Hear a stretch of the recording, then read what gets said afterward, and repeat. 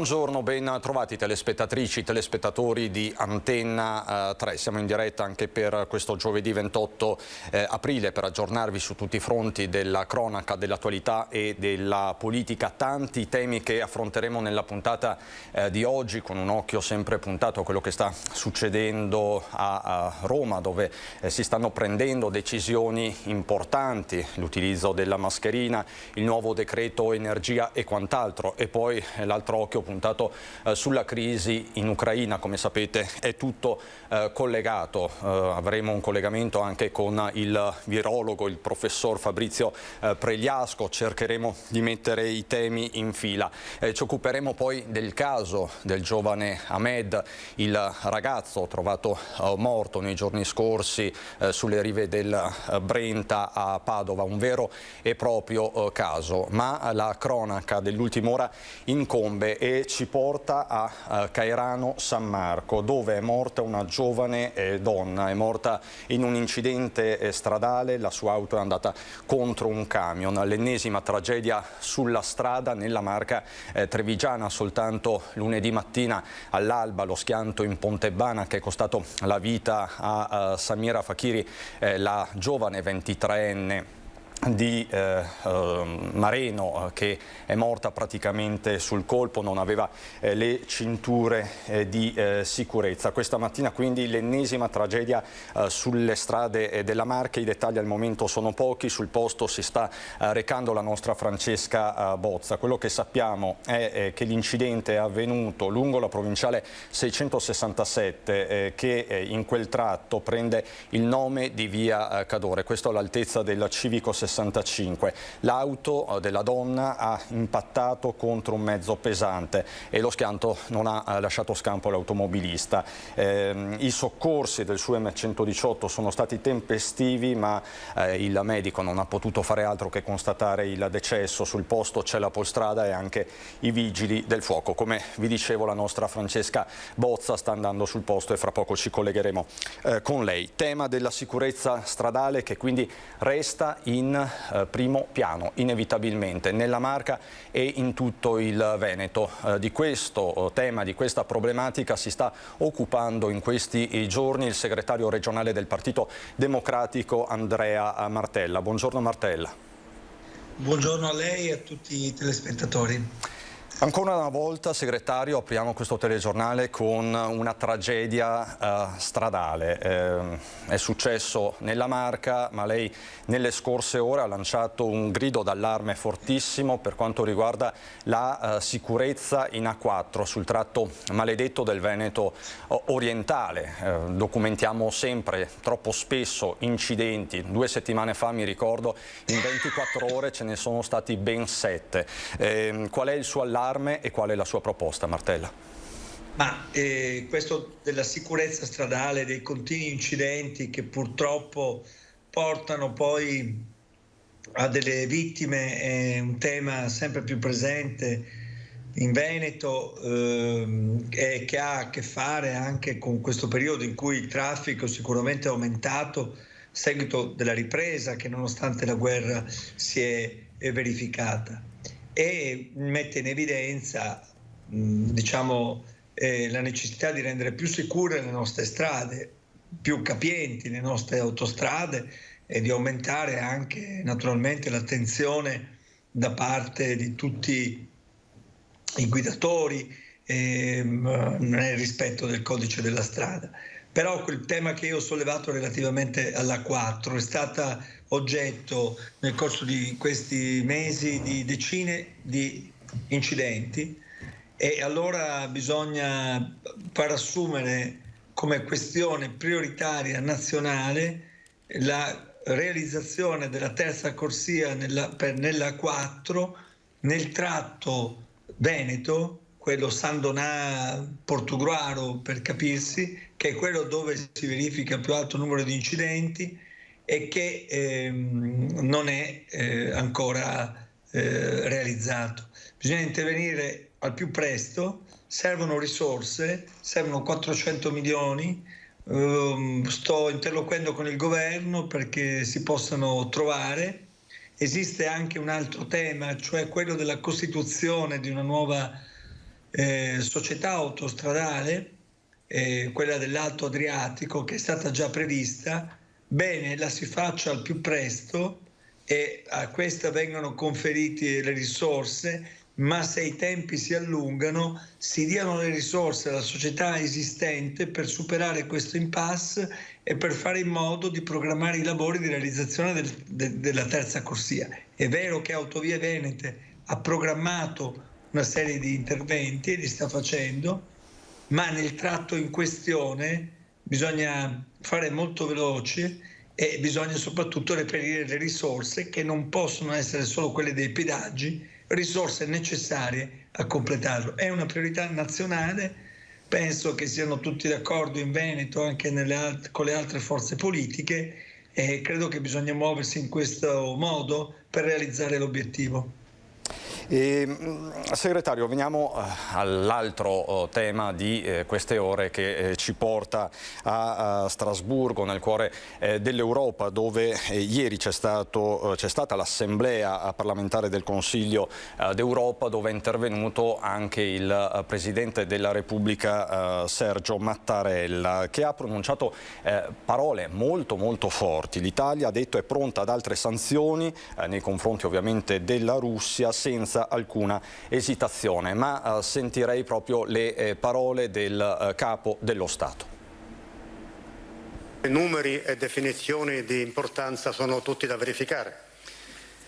Vede, l'impianto sanzionatorio deciso è pienamente operativo in Italia e lo è con rigore e severità. È una posizione, è una decisione politica che ha assunto il governo italiano assolutamente chiara alle aziende che hanno base in Italia.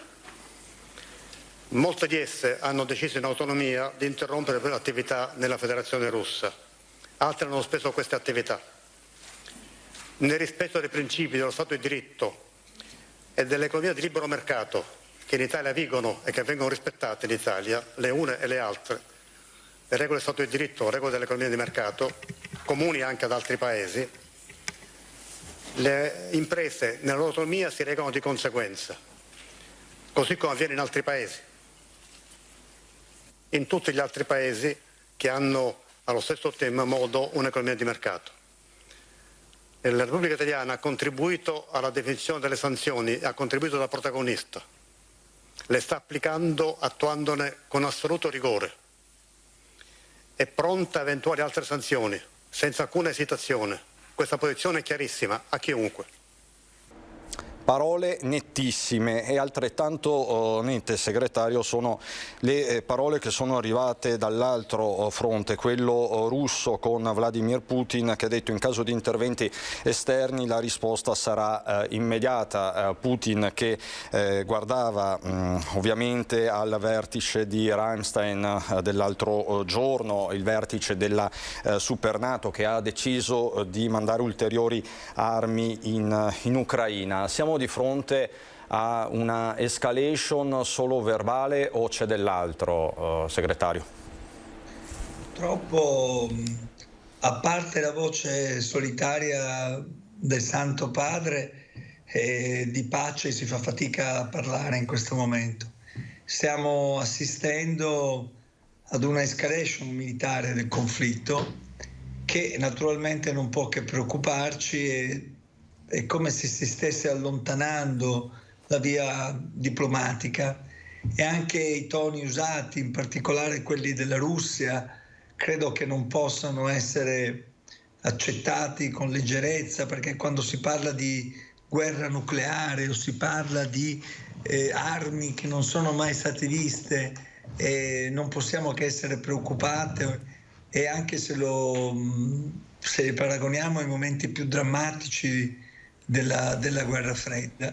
E quindi credo bisognerà invece lavorare ancora nei prossimi giorni per che si possa giungere ad una cessazione delle ostilità, e tutti quanti noi dobbiamo avere ben chiaro quello di cui ha parlato il Presidente Mattarella, e cioè che le sanzioni economiche sono necessarie in questo momento, e che anche l'invio delle armi Mattarella di questo ha parlato nel 25 aprile, è necessario per garantire la resistenza e la capacità di difesa del popolo ucraino. Naturalmente Mattarella è il garante della nostra Costituzione, quindi diciamo le sue parole sono lungimiranti e scolpiscono quello che è la posizione del nostro Paese. E naturalmente in questo momento, oltre a aumentare la capacità negoziale, dobbiamo anche sapere che ci vogliono delle misure economiche a favore dei cittadini italiani che rischiano di pagare un prezzo dalla guerra. Noi non possiamo permetterci una nuova recessione. È per questo che abbiamo detto che ci vuole un assegno per l'energia ulteriore per famiglie ed imprese. È per questo che abbiamo detto che bisogna ridurre i costi del trasporto pubblico locale. È per questo che stiamo dicendo che bisogna intervenire anche sui salari, sui contratti, sul cuneo fiscale a favore dei lavoratori, senza mettere in difficoltà le imprese.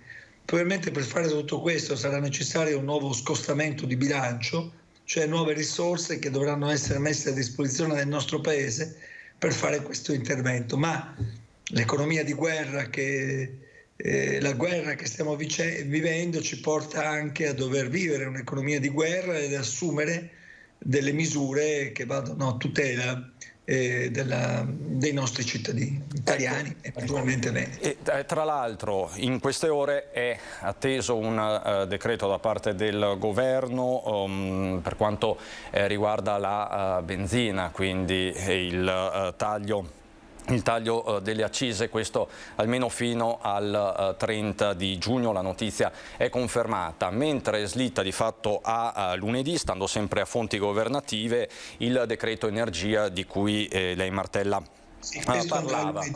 Ecco, esatto. Quindi diciamo che il mosaico di provvedimenti è composito, poi tra l'altro c'è tutto il tema delle restrizioni, dell'uso delle mascherine. Qui si sta sviluppando tutto un dibattito, ci sono diverse dichiarazioni stampa anche del sottosegretario Costa e quant'altro, poi ne parleremo anche con il professor Pregliasco. Lei che cosa si augura? Per esempio sul discorso delle mascherine al chiuso è utile in qualche modo prorogare l'obbligo o perlomeno la raccomandazione? Io penso che sarebbe il caso di muoversi con una saggia prudenza anche dal 1° maggio. Quindi penso che siccome il virus continua a girare, i dati anche dopo le vacanze pasquali hanno dimostrato un incremento. Io penso che mantenere la mascherina in alcuni ambiti possa essere giusto per evitare un'ulteriore diffusione. Penso naturalmente a un periodo che vada da qui all'estate e in questo senso credo che nei mezzi pubblici, che nelle scuole, sui treni, in aereo e anche nel chiuso, nei ristoranti e nei luoghi chiusi possa essere un segnale di prudenza per salvaguardare la salute collettiva oltre che quella di noi stessi e oltre a continuare con tutte quelle regole di prudenza che ci siamo dati in questo periodo.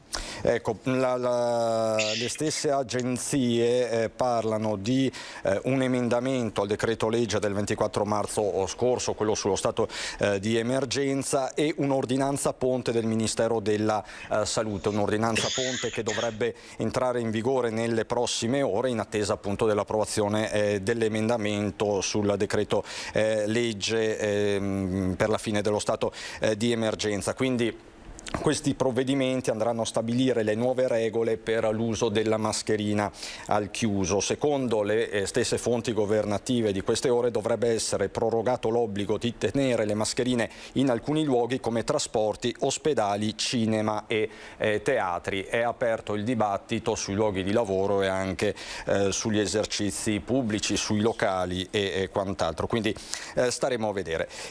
Martella, la porto adesso, sa che noi procediamo sempre per centri concentrici. La porto a Venezia, dove in queste ore è esplosa una polemica attorno a delle dichiarazioni anche del governatore Zaia. Il pomo della discordia è sempre la sanità per certi versi e soprattutto la carenza di medici, non solo medici di base ma anche medici ospedalieri. Il governatore Zaia ha detto non è vero, non c'è nessuna carenza, ci sono state 85 assunzioni in più di medici ospedalieri. Il PD regionale è andato all'attacco con il capogruppo Dem Giacomo Possamai, ha detto no, non è assolutamente così, siamo in emergenza. È così emergenziale la situazione negli ospedali veneti?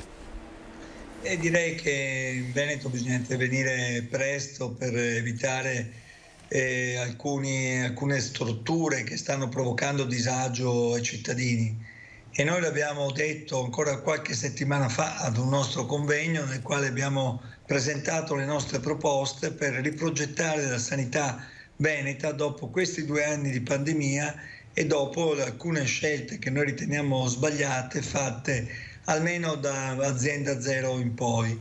E abbiamo detto che bisogna riprogettare il sistema sociosanitario con una maggiore attenzione alla medicina territoriale, all'integrazione sociale e sanitaria, con una maggiore attenzione ai medici di base, con una maggiore attenzione ai numeri che riguardano i medici negli ospedali e con una riduzione delle liste d'attesa.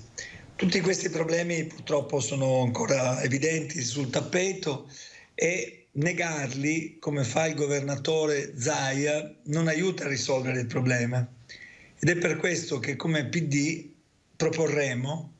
stiamo proponendo, lo anticipo, tra poco verrà detto anche in un altro comunicato stampa, una task force per affrontare questa emergenza, perché le faccio dei numeri.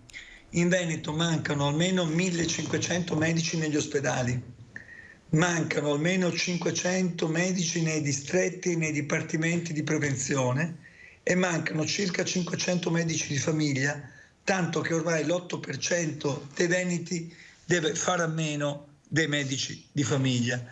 Il bilancio di 85 medici in più tra il 2019 e il 2021, di cui ha parlato ieri il Presidente della Regione, mette in luce proprio quanto stia poco efficace l'azione della Regione, perché ha parlato di 85 medici facendo riferimento ai numeri del 18, ma i numeri che io vi sto portando fanno riferimento all'oggi. E quindi c'è un problema di medici, c'è un problema di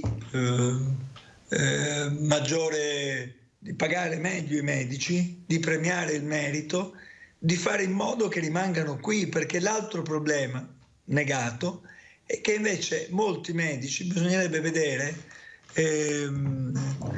quanti medici se ne sono usciti prima dell'età della pensione e quanti invece sono andati via al primo momento utile perché l'hanno fatto e quanti sono migrati in altre regioni o in altre aziende. Quindi, insomma, il problema esiste. Ho visto che anche il Presidente della Regione poi ieri è un po' tornato indietro in un'altra dichiarazione che ha fatto, forse si è reso conto di aver preso un po' uno scivolone, e ho visto le dichiarazioni delle organizzazioni dei medici, di vari sindacati che insomma vanno su queste indicazioni che anch'io sto dando, e quindi se si vuole affrontare il problema seriamente la si smetta con la demagogia, ma si affronti con una task force, come abbiamo detto, regionale, per analizzare le cause della fuga, per trovare soluzioni sostenibili, e su questo il Partito Democratico è pronto a dare una mano senza mistificazioni, in favore dei professionisti e soprattutto in favore dei cittadini. Martella, grazie davvero, grazie e buon lavoro quindi ad Andrea Martella, segretario regionale del Partito Democratico del Veneto. Grazie Noi... a voi, arrivederci. e mi scuso per la mia voce di oggi. Capita.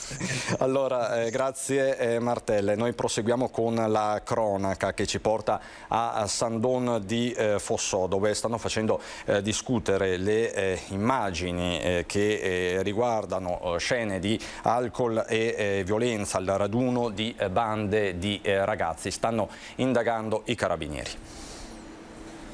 Alcol e violenza con bande di giovani in azione sugli argini del Brenta a Sandon di Fossò, con scene di ragazzi ubriachi e molesti impegnati in scorribande con le moto. La situazione è denunciata dall'associazione Brenta Sicuro. Il raduno nella giornata dello scorso 25 aprile, con l'associazione che denuncia danni alle arginature, abbandoni di rifiuti con vari cumuli, moltissimi resti di lattine e bottiglie di alcolici, anche superalcolici, con scene di aggressioni e pestaggi. Quindi il continuo via vai di moto, nonostante il divieto posto dal comune di Fossò con una specifica ordinanza varata insieme alle vicine amministrazioni comunali di Campolongo e Vigonovo. Anche quest'anno, commenta l'associazione, lo spettacolo è stato oltremodo penoso e pericoloso. Sul posto, già nel corso della giornata, erano arrivati i carabinieri che hanno svolto le indagini per accertare colpevoli e responsabilità. E c'è stata anche l'ennesima lite tra bande di africani a Mestre, è spuntato anche un coltello. Ferito nel corso di una lite in cui è stato brandito un coltello con la lama che lo ha colpito al viso, sfregiandolo in pieno volto. Il fatto in via Sernaglia, laterale di via Piave a Mestre, a 2 passi dalla stazione dei treni. Il diverbio con l'aggressione tra connazionali di nazionalità africana. L'allarme al 113 scattato nell'immediatezza del caso mercoledì sera intorno alle 18:30. Subito sul posto i poliziotti delle volanti, con il ferito portato al pronto soccorso dell'Angelo, mentre dell'aggressore non c'era più alcuna traccia e di cui, tramite le telecamere sia pubbliche che di privati cittadini, si cerca ora di risalire alla sua identità. Episodi di questa natura purtroppo sono molto frequenti in questa zona, essendo notoriamente riconosciuta anche dalle stesse forze dell'ordine come snodo dello spaccio cittadino. Nel Vicentino ora un bottino costituito da biciclette costose e scarpe di marca che aveva rubato ai vicini di casa. È stato denunciato per ricettazione un 35enne. In casa aveva una motosega, un paio di scarpe di marca e 4 biciclette di valore, tutte rubate nei mesi di febbraio e marzo da abitazioni di concittadini. La refurtiva trovata dai carabinieri di Piovene Rocchette a seguito di una perquisizione in appartamento è stata sequestrata e il 35enne di Cogollo con precedenti denunciato per ricettazione. Mi dicono che è pronto il collegamento con Vittorio Veneto, con il nostro Lucio Zanato che si trova nella città della Vittoria per documentare una giornata molto importante, perché sono in corso delle esercitazioni, delle prove tecniche di evacuazione per terremoto. Lo vedo collegato. Lucio, mi senti? Lucio, sì, ti sento, buongiorno, vi parlo dal COC di Vittorio Veneto. Siamo qui perché qui c'è un'esercitazione che è partita questa mattina, un'esercitazione di protezione civile molto importante. Allora intanto facciamo così, io mi metto dietro la camera e facciamo raccontare direttamente i protagonisti. Allora intanto ti dico, qui viene simulata un terremoto di notevole intensità. È un terremoto che colpisce soprattutto Ceneda, cioè la parte dove c'è la cattedrale di Vittorio Veneto. E proprio per questo motivo qui da poco si è praticamente creata questa situazione. Adesso noi cominciamo e intanto sentiamo subito il sindaco. Signor Sindaco, che cosa state simulando in questo momento? Tengo la mascherina? Sì, sempre con la mascherina. Allora, stiamo simulando appunto un terremoto che ha interessato la nostra città, la quale è particolarmente ricca anche di reperti artistici e palazzi particolarmente importanti, per cui è più facile che succeda qua un qualche danno. Ecco, qui voi avete simulato che il terremoto c'è stato quando? Il terremoto è avvenuto alle 11 di questa mattina. Diciamo subito che è un'esercitazione, se no la gente a casa pensa che il terremoto ci sia stato veramente. Sì, di esercitazione si tratta, ma fondamentalmente servono queste esercitazioni perché la protezione civile è cresciuta molto negli ultimi anni e richiede, per essere ben eseguita, dei meccanismi complessi che bisogna testare sul campo. Ecco, non a parole, ma effettivamente eseguire quello che serve, in modo tale che tutti si abituino ad essere pronti a intervenire in caso di effettivo bisogno. Ecco, diciamo subito che poi noi andremo direttamente in un punto dove ci sarà proprio l'esercitazione fisica. Lasciamo per un attimo il sindaco, andiamo invece con l'assessore Bottacin, che è l'assessore della protezione civile. Assessore, intanto che cos'è questo, visto che lei gestisce tutta la protezione civile del Veneto, e qui che cosa si fa? Ma qui si fa protezione civile, perché protezione civile non è solo gestione dell'emergenza, ma è anche prevenzione. Le esercitazioni sono assolutamente prevenzione. Arrivare preparati a un evento come quelli che purtroppo potrebbero ancora colpire il Veneto, in questo caso stiamo parlando di un evento sismico, e il rischio sismico in questo comune, ma anche in molti altri comuni del Veneto è presente, è bene essere preparati, e quindi oggi si sta facendo questo. È un progetto fra l'altro fatto insieme alla Slovenia, un progetto molto ampio. Oggi si sta simulando un evento sismico accaduto con epicentro qui in comune di Vittorio Veneto, che comunque coinvolge 31 comuni in totale.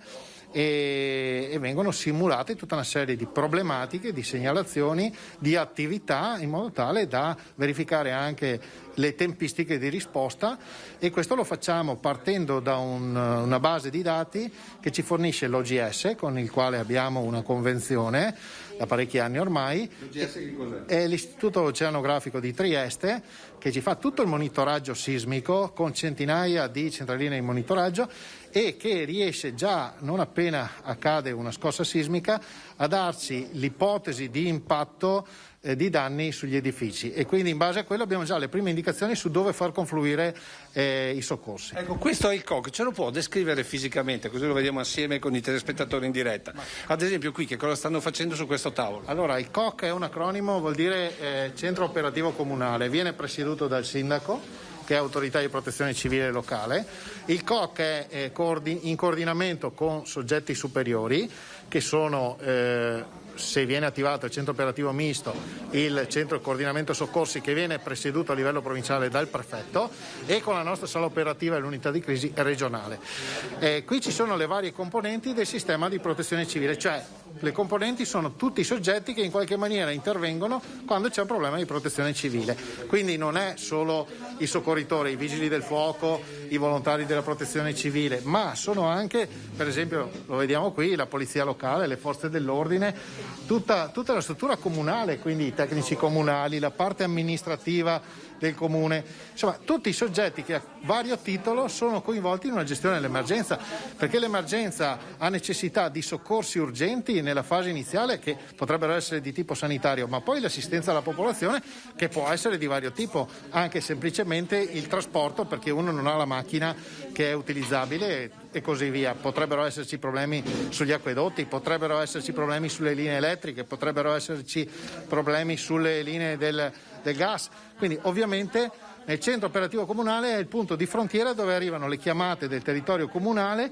dove il sistema comunale, se è in grado di dare una risposta, la dà; se non è in grado di dare una risposta da solo, segnala al centro coordinamenti soccorsi a livello provinciale, che ovviamente mette a disposizione altri strumenti, ed eventualmente, qualora neanche a livello provinciale si fosse in grado di dare una risposta tempestiva, si interviene a livello regionale e così via, fino ad arrivare a livello statale. Ecco, nel lato pratico abbiamo visto prima, ad esempio, c'è stata una chiamata che è stata diffusa a tutti i cellulari, cioè un cittadino che si trova, diciamo, al centro di un evento calamitoso, in questo caso un terremoto, che cosa riceve e quali segnalazioni deve dare? Allora, teniamo presente un aspetto: i messaggi via telefono sono importantissimi, però sono più importanti dal punto di vista della prevenzione, perché nel momento in cui accade un sisma, ma anche un evento di altro tipo, penso per esempio all'uragano Vaia, la prima cosa che salta è la corrente. Saltando la corrente elettrica saltano anche le connessioni telefoniche, e quindi non si riesce a raggiungere i cittadini. Per questo lo strumento più sembra paradossale, più utile per il cittadino è una radio, una piccola radio con le pile, con le batterie, che ti consente di essere autosufficiente e comunque di sentire e ascoltare le radio locali cosa ti dicono e che informazioni ti danno. E questo perché comunque noi come autorità di protezione civile regionale, comunale, provinciale diamo la comunicazione utilizzando anche i canali stampa come siete voi per esempio di Antenna 3, lo avete fatto in parecchie occasioni, in maniera tempestiva quando c'è un'emergenza date tutte le indicazioni che noi vi chiediamo di dare ai cittadini. Ecco, allora adesso noi ci fermiamo un attimo perché devo dare la linea al Cristian Arboit in studio, all'1:30 invece ci ricolleghiamo e andiamo proprio sul campo. Sindaco, allora andremo sul campo con diciamo così i volontari, così faremo vedere ai nostri telespettatori la simulazione di un luogo che è stato colpito da questo terremoto.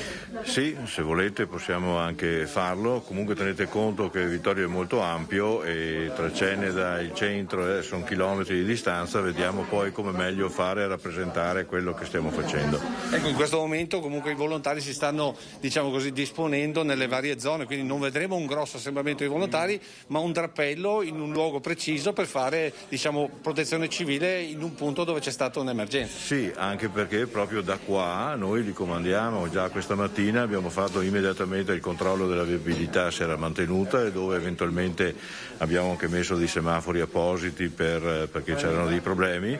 Altri volontari sono stati mandati dove sono stati segnalati crolli o li abbiamo mandati immediatamente in una scuola nostra che aveva segnalato dei problemi per fare un'evacuazione, un controllo generale prima del rientro dei ragazzi, quindi è una cosa che si cerca di eseguire, non soltanto dire o ricordare, e quindi i volontari non sono uniformemente nel territorio ma dove da qua si comanda di andare. Grazie Sindaco. Cristian, allora con Lucio. queste immagini se ci sono delle domande se no io ti restituisco la linea allo studio, all'1:30 faremo vedere l'operatività della protezione civile in questa simulazione, diciamolo perché se no la gente pensa sia vero, di terremoto a Vittorio Veneto. Ti rassicuro, lo abbiamo anche scritto, esercitazione, quindi al di fuori di ogni equivoco. Grazie Lucio Zanato, ci ritroviamo fra un'oretta circa. Prima di andare in pubblicità vi ricordo lo schianto mortale che si è registrato nella mattinata di oggi a Caerano San Marco. È morta una giovane donna, al momento non ci sono le generalità, è tutto in evoluzione, sul posto sta andando la nostra Francesca Bozza. Quello che vi posso dire e che mi conferma anche Lina Paronetto dalla redazione è che si tratta della 18ª vittima sulle strade della Marca dall'inizio dell'anno, la terza solo per questa settimana, insomma una vera e propria emergenza. Noi ci rivediamo subito dopo la pubblicità e andiamo a Venezia.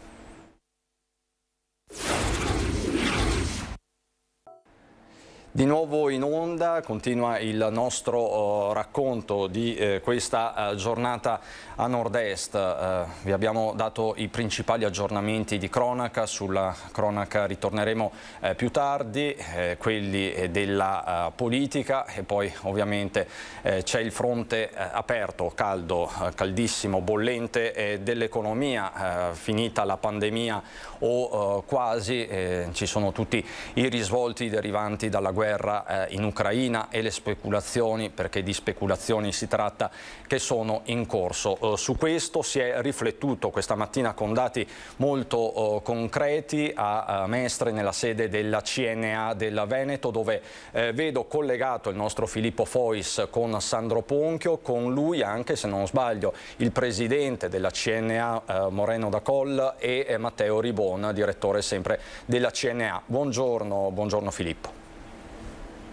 Buongiorno Cristian, buongiorno ai nostri telespettatori, esatto, siamo sia col Presidente che con il segretario della CNA del Veneto. Io partirei proprio da Moreno da Coll, che è il Presidente della Confederazione Nazionale Artigiani del Veneto. Voi avete definito quella che stiamo vivendo la tempesta perfetta dal punto di vista economico. Questo significa veramente che si sono avverate le previsioni più fosche che potevano capitare?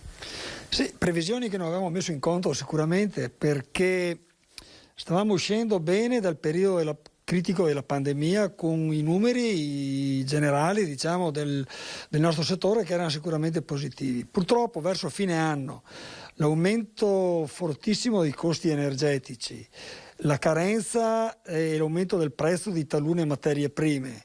Poi dal 24 di febbraio lo scoppio della guerra Russia-Ucraina chiaramente ha scombussolato un po' tutti quanti i numeri, quindi i numeri che prevedevamo per il 2022 sicuramente positivi purtroppo non si potranno avverare per questa serie di concause, e quindi l'abbiamo definita tempesta perfetta perché di fatto è una tempesta sul mondo economico che ci interessa e che coinvolge le nostre imprese associate.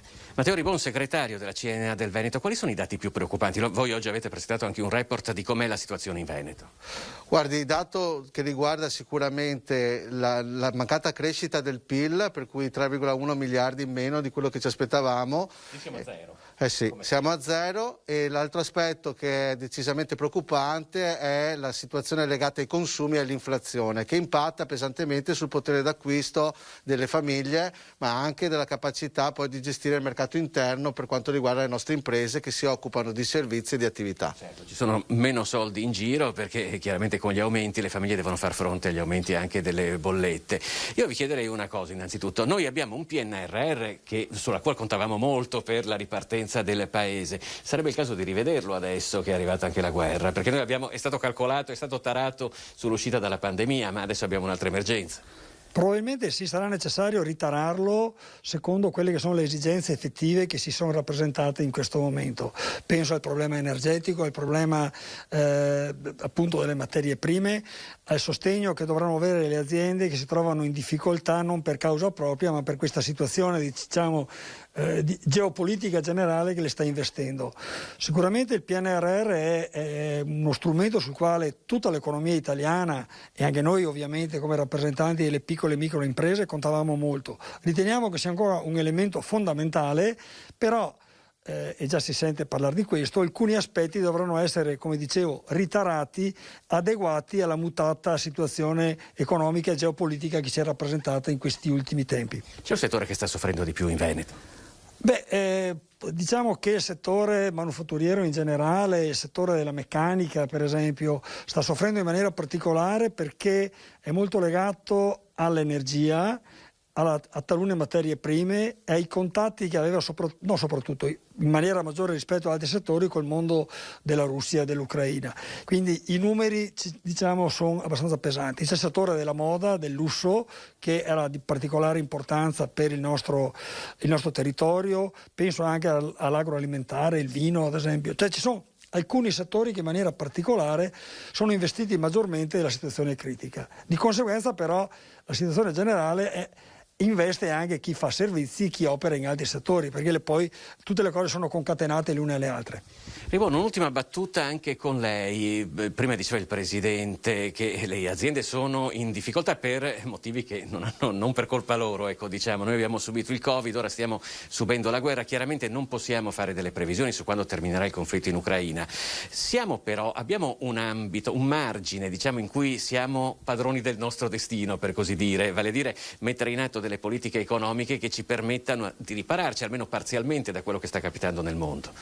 Innanzitutto possiamo ragionare su un ambito anche che abbiamo evidenziato anche nella presentazione, è quello delle comunità energetiche e dell'autoconsumo, quindi qualcosa si può fare per incentivare il fotovoltaico, per incentivare il consumo all'interno delle imprese e delle famiglie, anche in sistemi di comunità. Questo è uno. L'altro aspetto è quello di ragionare sulle filiere strategiche avendo un atteggiamento non a pioggia di attenzione, quindi le risorse che ci sono vanno spese per in qualche maniera sostenere quelle realtà, quelle filiere che possono in qualche maniera portare ulteriori risorse e dare volano all'economia.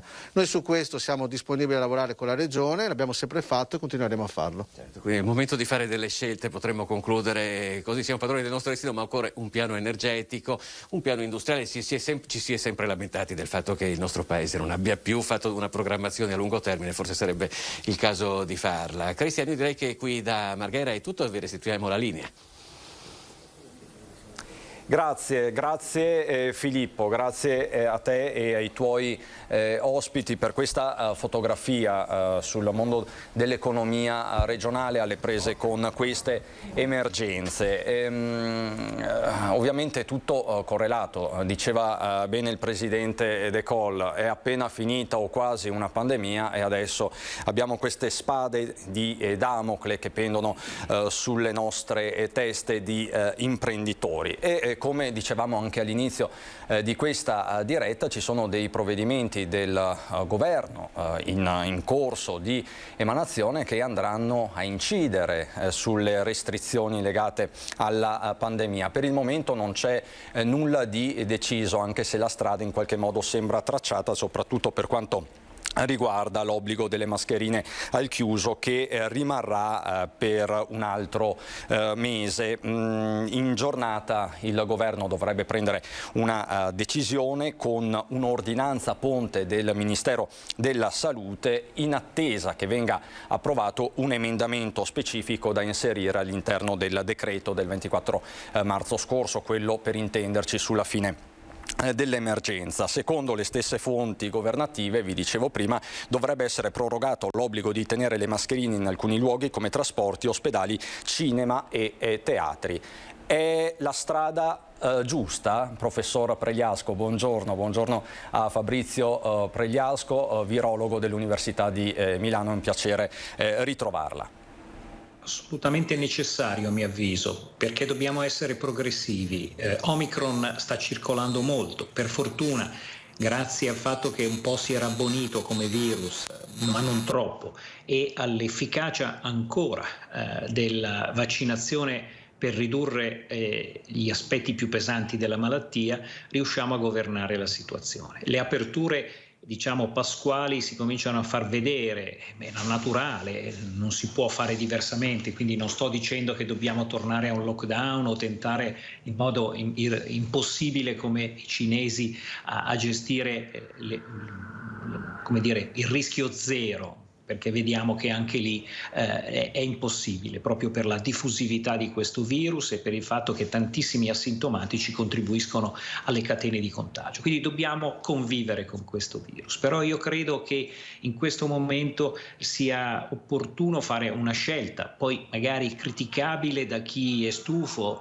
dicendo ma nella Francia hanno già tolto, l'Inghilterra ormai se ne sono dimenticati, però ogni nazione ha un suo andamento epidemiologico e ritengo che l'approccio di prudenza vada mantenuto in una progressività. Quindi a mio avviso le mascherine nel prossimo futuro dovranno diventare un accessorio moda, e questo sono stato attaccato per questo, ma credo che sarà questo il destino, cioè come gli occhiali da sole, quando serve, se serve. E soprattutto io suggerisco in questo momento le persone fragili, le persone che assistono alle persone fragili, l'FFP2 come elemento di sicurezza per sé devono adottarlo. Quindi apriamoci progressivamente a una normalità, valutiamo com'è l'andamento epidemiologico. Io sono tutto sommato abbastanza ottimista rispetto al fatto che questa onda di risalita vada poi a esaurirsi.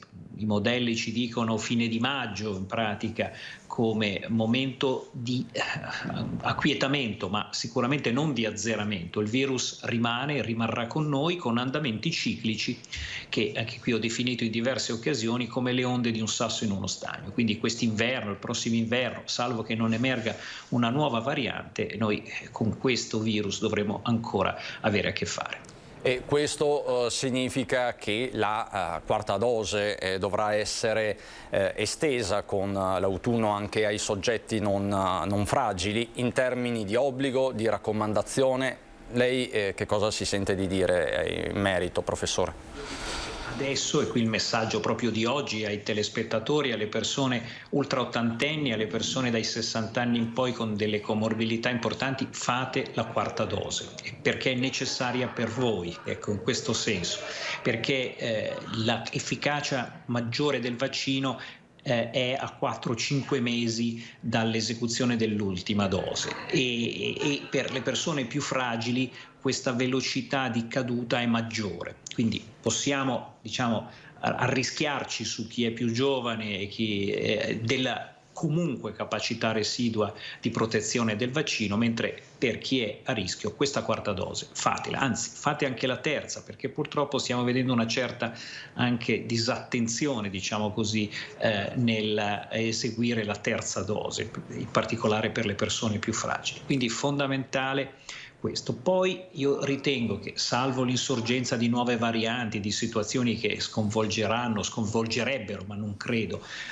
l'andamento complessivo di quello che ci aspettiamo, cioè di un'endemizzazione del virus, allora la campagna di vaccinazione per il Covid, a mio avviso, diventerà paro paro come quella dell'influenza. Quindi magari addirittura con l'esecuzione in contemporanea dei 2 vaccini, addirittura alcune aziende stanno provvedendo a fare un vaccino che serve per entrambi i virus e quindi nella stessa proprio puntura e inoculazione. Quindi io credo appunto che questo virus andrà a ridurre il suo impatto nel tempo, perché è naturale che le varianti, come stiamo vedendo la stessa Omicron, siano sempre più benevole con l'ospite, che in qualche modo, seppur più contagiose, perché questo per loro è un fatto di vantaggio, si adattino meglio in questo caso a noi e quindi via via riducano gli effetti più pesanti di salute. Ecco, ma e quindi la quarta dose da settembre, da ottobre? Non la chiamerei, esatto, quarta dose. Come la chiamerebbe? La quarta dose la indico come necessaria per gli ultra ottantenni e i sessantenni a rischio, questo è. Poi invece per tutti noi avremo vaccinazioni periodiche di rinforzo e saranno su base, a mio avviso, di raccomandazione per poter in qualche modo, come dire, continuare nella protezione, perché uno degli elementi purtroppo dico spiacevoli di questo virus, e ce lo aspettavamo, è che, come abbiamo ben visto, nemmeno la guarigione da malattia ci garantisce per la vita. Abbiamo persone che hanno già subito 3 volte il Covid e quindi non è così come dire, strano che anche il vaccino abbia una durata, diciamo, più limitata di quanto non sperassimo all'inizio, proprio perché constatiamo questa incapacità dell'organismo di dare una protezione a lungo termine, e questo peraltro lo sapevamo anche dagli altri coronavirus che già, come dire, ci infastidivano molto meno e che fanno parte di quelle forme respiratorie invernali che si mescolano alle tante simili influenze ogni inverno. Professore, ci sono persone più predisposte alla reinfezione? Perché l'impressione che magari si può avere così a livello empirico è questa, ma c'è una correlazione scientifica? Cosa ci può dire a riguardo?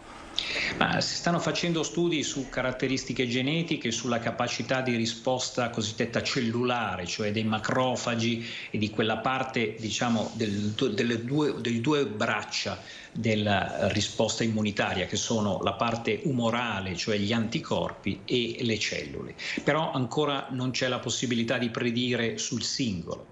È chiaro che si vedono magari più donne, più diciamo in età lavorativa, ma questo è legato probabilmente in termini statistici a una maggiore probabilità di esposizione, no? Magari docenti delle scuole primarie, dove appunto in questo momento i bimbi sono per loro sfortuna, insomma, è un po' diffusori della malattia anche nelle famiglie, però ad oggi non c'è la possibilità di prevenire. E diciamo che però ovviamente una reinfezione è più facile nelle persone più fragili, nelle persone con un'immunodepressione, ma questo ovviamente era già ben noto. Ecco, vorrei mostrare, perché è arrivato da poco, il report della regione del Veneto relativo alle ultime 24 ore.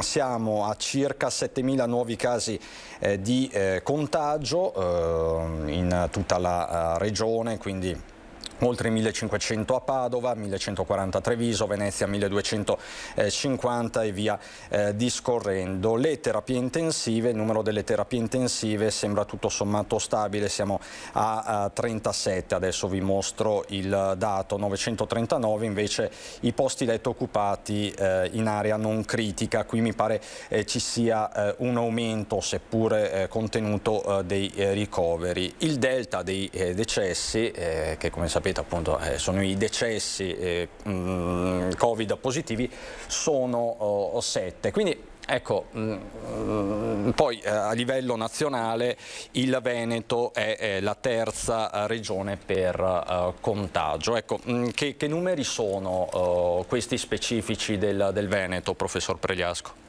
Direi che appunto al di là del dato singolo giornaliero si vede un certo, diciamo, rimbalzo in avanti del numero di casi. Questo sicuramente è legato alla grande diffusione di Omicron e anche all'effetto che si sapeva, insomma, della liberalizzazione o già, come dire, dell'allentamento dell'attenzione, e quindi davvero bisogna rimarcare questa fondamentale esigenza di continuare in modo proporzionale e col buon senso e con una buona responsabilità nell'adozione delle misure di attenzione da parte di tutti. Quindi convivenza con questo virus, ma non sottovalutazione degli effetti, perché anche qui in Regione Veneto 7 decessi, ma siamo su un totale nazionale sempre a 3 cifre ogni giorno, quindi non si scherza.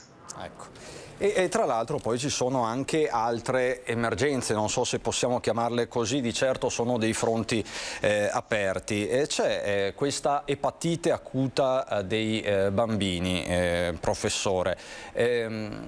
Come la dobbiamo giudicare e quanto ci dobbiamo preoccupare? Allora, preoccupare ma non creare emergenze ad oggi, perché una quota di epatiti non A, non B, non C, non D, non E, perché questa è la classificazione, e facendo riferimento alle epatiti virali che ormai hanno anche una tipologia dalla A alla E, ci sono sempre state nei bimbi. L'elemento che mi sembra importante, nato anche, diciamo così, dalle attenzioni del Covid, è quello che ha portato le autorità sanitarie inglesi a dire: abbiamo questa situazione, come siamo messi a livello internazionale? E anche qui, no, vediamo anche in Italia dei casi. Per fortuna la gran parte di questi casi non sono gravissimi, anche se su piccoli numeri c'è stata la necessità del trapianto di fegato, e questo non è piacevole ovviamente per bimbi sotto i 10 anni, e già dover avere questo approccio così invasivo, ma ribadisco questo concetto, cioè queste epatiti almeno rare c'erano. Ora si tratta di trovare quello che è sperabilmente l'elemento che le caratterizza, le causa e anche le terapie. Quindi mettere in fattor comune queste informazioni che un tempo erano, no, disperse nelle singole strutture che prendevano in carico questi bimbi può permettere di valutare quelli che possono essere le cause. Le cause, intanto si è esclusa la vaccinazione Covid, perché subito i Novax erano arrivati lì a dire eccoli, e invece la gran parte di tutti questi bimbi, anche perché sono sotto i 5 anni, quindi non vaccinabili, non sono vaccinati. Questo è un elemento. C'è di mezzo la possibilità che sia un adenovirus già conosciuto, F41, che è uno di quelli che normalmente causa delle forme respiratorie, però potrebbe essere un reperto, come si dice, casuale, cioè queste infezioni ci sono sempre. Ci sono casi di Covid e casi di doppio Covid, cioè infezione dei due che magari insieme sinergicamente determinano questo danno epatico, perché adenovirus normalmente causa forme respiratorie simili influenzali, ma anche può arrivare a diversi apparati e quindi anche al fegato.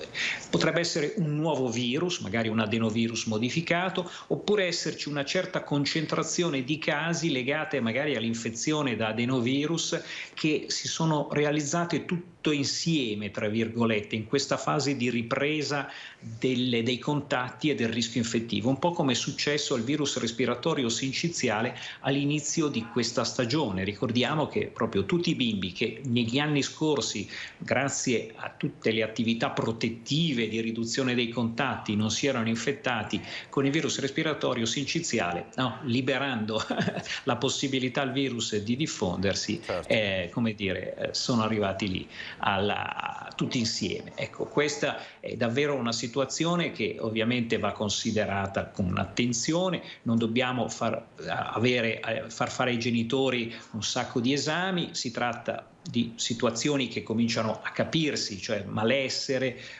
dolore addominale, nei casi più evidenti appunto un ingiallimento delle cornee e addirittura della cute, quindi situazioni che ovviamente devono essere prese in carico e valutate a livello specialistico ospedaliero. Grazie professore per questa spiegazione davvero esaustiva. Un'ultimissima battuta. Oggi diversi giornali nazionali si interrogano sul perché sia tornato il morbillo, soprattutto nei paesi in via di sviluppo. Rigiro a lei questa domanda. E anche qui dobbiamo preoccuparci? Teoricamente no. Allora, il morbillo è una malattia contagiosissima, no? Perché praticamente l'R0 è di 15-17, pari al Covid nella variante Omicron, che è molto di più di quella iniziale, che era solo 2,5 casi secondari. Quindi il morbillo, quando si diffonde in un contesto di soggetti suscettibili, infiamma insomma, il contesto. E le vaccinazioni, lo abbiamo visto anche in Italia, a causa del Covid non sono state più sistematiche, c'è una riduzione di alcuni punti percentuali sulle vaccinazioni, sulle tempistiche, sulla, diciamo così, un ritardi oggettivamente organizzativi, e poi ricordiamo nell'elemento emergenziale non era certo il momento di spostarsi. E tutto questo, se lo amplifichiamo a livello mondiale, è un effetto conseguente di riduzione di quella che è l'approccio vaccinale, degli obiettivi dell'Organizzazione Mondiale della Sanità, che volevano l'eradicazione del morbillo, cosa che non è riuscita e non riuscirà. Grazie davvero professor Pregliasco, buon lavoro. Ci aggiorniamo presto. Arrivederci, grazie. E do il benvenuto, buongiorno e grazie per essere di nuovo qui a Ivan Scremin, che è presidente del Filo di Simo. Sì. Il Filo di Simo è un'associazione molto importante che sta prendendo piede e che Ivan Scremin ha dedicato al figlio Simone, che poco più di un anno fa si è tolto la vita. Voi volete intercettare di fatto un disagio giovanile, e non solo giovanile, che c'è, che è presente e che in questi giorni è ritornato alla ribalta con il caso eclatante, fra poco ci collegheremo con Padova, con la nostra Valentina Visentin, il caso del giovane Ahmed. E poi faremo il punto anche di questo. Lei questa mattina, Ivan, era all'università di Padova, alla facoltà di psicologia, per fare cosa? Abbiamo avuto l'onore di essere invitati a un'ora di presentazione della nostra associazione davanti agli studenti, dove abbiamo avuto l'opportunità di presentare l'associazione come è nata, cosa stiamo facendo, come lo stiamo facendo e cosa andremo a fare. Abbiamo deciso ancora agli albori di fare un'associazione che percorresse la strada inversa delle altre, che era una strada che ci ha portato oggi ad avere da luglio, che praticamente era il periodo in cui dell'anno scorso che era partita l'associazione, avere oltre 40 persone in accoglienza. La tragicità di questa... Ecco, io dico sempre che le nostre associazioni, quando funzionano bene, non è un bene, perché significa che nel territorio c'è parecchio dolore e sofferenza. L'associazione, come avevo detto l'altra volta, era nata con il concetto di raccogliere dei fondi per destinare ad altre associazioni.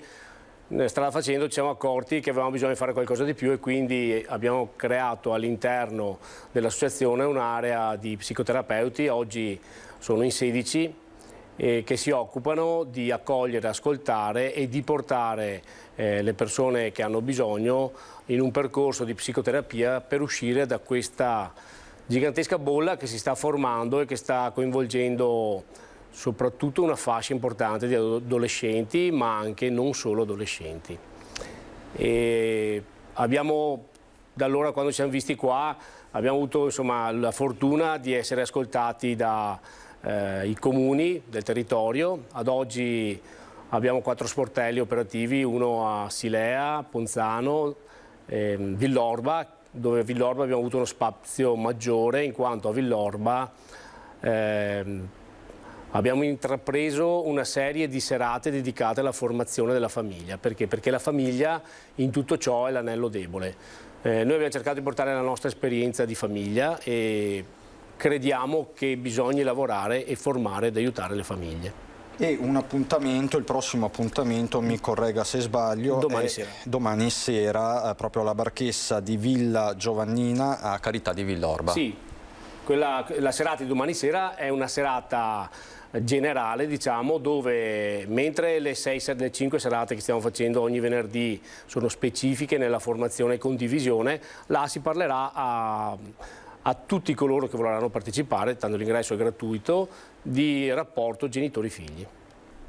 Perché questo è questo è l'anello importante di tutto ciò, perché chi ha il problema dello stato depressivo e no, l'unico appiglio che ha è nella famiglia. Il problema è che le famiglie tecnicamente hanno la difficoltà a gestire il problema, quindi noi cerchiamo in qualche maniera di facilitare questo rapporto. È chiaro che anche le serate che facciamo in formazione non sono delle serate dove abbiamo dei guru, dei sapientoni, sono delle serate dove i nostri psicoterapeuti stimolano delle riflessioni. Diciamo che in questi casi ricette non ce ne sono. Non esistono, esiste solo... Ecco, io dai nostri psicoterapeuti, che tra le altre cose loro si occupano di fare anche la formazione interna a noi dell'associazione, abbiamo imparato una cosa molto importante, credo, che ogni persona ha una storia diversa ed è importante riuscire ad ascoltare la storia della persona e insieme trovare una via di fuga perché questa storia prenda un valore diverso e non porti a volte a fare delle scelte che, come stiamo vedendo ultimamente, sono sempre più frequenti. E c'è un genitore, una madre in particolare, che non si dà pace in questi giorni, in queste ore. Parliamo di Latifa Begnane, la madre di Ahmed, il 15enne padovano di origini marocchine, trovato morto nel Brenta. C'è la pista del cyberbullismo, è una vicenda molto inquietante e molto complessa, ma per tutti gli aggiornamenti la vedo collegata, c'è la nostra Valentina Visentina da Padova con Federico Cibotto. Buongiorno Valentina. Sì, buongiorno Cristian. Infatti la mamma Latifa e la sorella Hiba, che abbiamo intervistato nelle scorse ore, proprio non credono assolutamente nell'ipotesi del gesto volontario. Qualcuno potrebbe aver spinto Ahmed a togliersi la vita. Loro hanno visto un ragazzo sereno che le ha salutate quella sera, un ragazzo volenteroso, molto impegnato a scuola, e quindi hanno fatto un appello ai nostri microfoni: se qualcuno sa qualcosa ci parli. E ovviamente adesso il caso di Ahmed ha ovviamente scosso l'opinione pubblica padovana, ponendo l'accento sulla sicurezza delle tante passerelle pedonali, dei tanti ponti che attraversano i fiumi. Io sono per esempio sulla passerella pedonale che attraversa il fiume Bacchiglione, un luogo che è stato scelto alcune volte proprio per gesti estremi, e si pone l'accento, dopo il caso della morte di questo 15enne, sulla sicurezza di questi manufatti, perché come vedete io mi trovo in questo ponte molto utilizzato dai padovani, un ponte in cui è facile sporgersi, in cui è facile arrampicarsi e gettarsi in acqua. E proprio per questo gli amministratori locali, in particolare il sindaco di Cadonega, ha chiesto che vengano messi in sicurezza tante passerelle pedonali, non solo per quanto riguarda la videosorveglianza, ma anche proprio con il posizionamento di barriere gratte in ferro per poter impedire alle persone di scavalcare i ponti e gettarsi in acqua. Ovviamente il caso di Ahmed ha riappuntato l'attenzione anche su un altro fatto di cronaca che aveva scosso l'Interland padovano, quello di Henry, il 17enne che nel settembre del 2021 si era gettato in acqua proprio nello stesso punto in cui pochi giorni fa è stato ripescato Ahmed. È stato chiesto dal sindaco di Cadonega di riaprire anche questo caso per far luce, per capire se si possa trattarsi di 2 casi di istigazione al suicidio. Nel frattempo, insomma, come sentivo che stavi parlando con il tuo ospite, è importante non perdere mai l'attenzione sui giovani, sul loro disagio, giovani che hanno vissuto in maniera ancora più profonda e la mancanza di socialità in questi 2 anni di pandemia. Valentina, se puoi rimanere ancora qualche istante, io farei sentire proprio le parole della mamma ai tuoi microfoni, della mamma di Ahmed, mamma e sorella che sono state ascoltate in questura per ricostruire gli ultimi spostamenti del giovane. Ma sentiamo queste testimonianze raccolte da Valentina Vicentina. Progetti per la vita. Una persona che vuole suicidarsi non dà i progetti, no, non dice cosa non dice cosa vuole nel futuro. Quindi qualcuno gli ha fatto del male? Sì, una persona che vuole suicidarsi non dà mai risposte esatte per quanto riguarda il futuro. Giro, fare uno sport fuori e dopo torna a casa, massimo alle 11 meno quarto e torna a casa. Però non lo so perché fare così. Ahmed aveva tanti sogni, immaginava il suo futuro, si impegnava a scuola. Come può dunque aver deciso di togliersi la vita? Latifa e Iba, mamma e sorella di Ahmed, non credono al suicidio. Sono convinte che qualcuno abbia spinto il loro ragazzo a farlo. Lo hanno ripetuto anche ai poliziotti della questura di Padova, dove ieri mattina si sono recate per fornire ulteriori informazioni sulle ultime settimane di vita del quindicenne. Lo ha fatto Ramadan, quanto ha mangiato lui? Mi ha detto mamma io vado vicino alla chiesa per fare un giro con gli amici, però lui quando andava gli dice meno 10, allora lui è chiamata io, mi ha detto dove sei, mi ha detto io vicino alla chiesa e dopo non torno più. Quindi ci ha salutato per l'ultima volta ma noi non ce ne siamo resi conto. Cosa aveva detto quando vi ha salutato? Mi ha baciato sulla testa prima di uscire. Sempre lui quando esce allora sempre fatto un bacino. Ma quando quel bacio torna, che lo senti dentro il cuore. Quando lui torna a fare un abbraccio, sempre fare ma io non me ne sono resa conto. La mamma ha detto di averlo sentito al telefono giovedì sera per l'ultima volta, intorno alle 22:15. Sembrava tranquillo, la voce non tradiva emozioni. Ahmed le ha detto di essere con degli amici davanti alla chiesa del Cristo Risorto di Mortise, ma sembra che lì non ci sia mai arrivato. Il suo cellulare si è spento intorno alla mezzanotte dopo aver agganciato la cella di via Madonna del Rosario a Torre. E poi, che fine ha fatto la sua bicicletta? La sorella 17enne Iba ai nostri microfoni rivolge un appello agli amici. Qualsiasi persona sappia qualcosa, qualsiasi informazione per favore me lo comunichi a numero scritto dappertutto, quello che si trova su internet.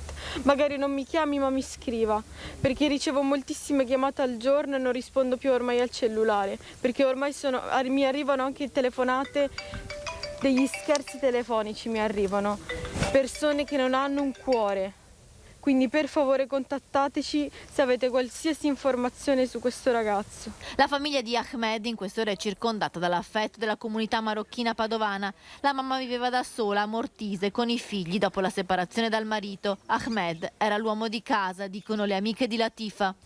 Ahmed, 15 anni lui, 15 anni, studia bene, voglio il futuro qua, ma non so cosa è successo, non so niente. Speriamo bene, perché lei è mia amica di 17 anni. Valentina, hai raccolto lo strazio dei familiari, ma gli interrogativi della madre sono molto lucidi. Assolutamente sì, perché sono ancora molti punti da chiarire di questa vicenda, ricostruendo un po' gli ultimi spostamenti del ragazzo. Ahmed giovedì pomeriggio era a casa, alla mattina non era andato a scuola dicendo che stava poco bene, al pomeriggio è rimasto a casa, poi in serata la decisione di uscire, ha salutato mamma e sorella, avete sentito con questo bacio, la sorella non riesce a perdonarsi proprio di non aver riconosciuto in quel bacio il possibile addio del fratello, anche perché comunque Ahmed era solito salutare e dare sempre un bacio alla mamma, aveva molto un senso di protezione nei confronti della madre dopo la separazione dal padre.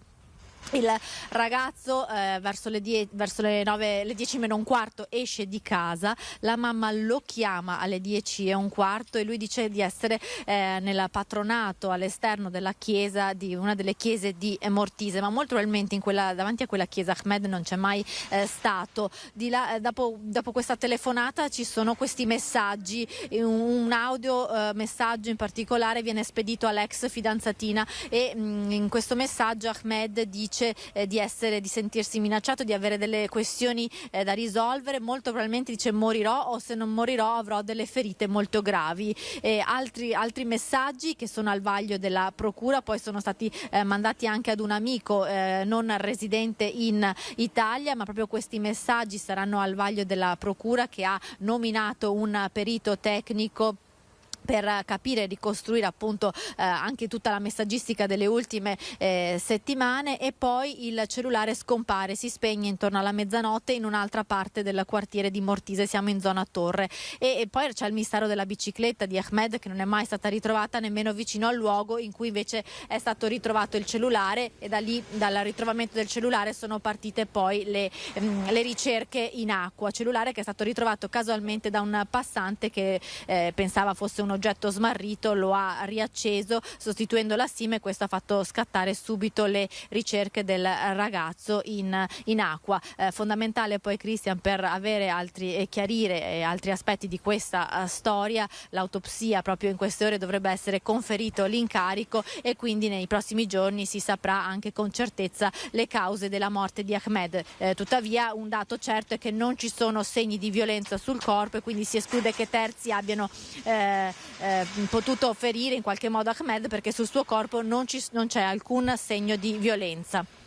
Valentina, grazie davvero per tutti questi aggiornamenti, grazie davvero quindi a Valentina Visentin da Padova con Federico Grazie a voi, Cibotto. buon lavoro. Grazie Valentina.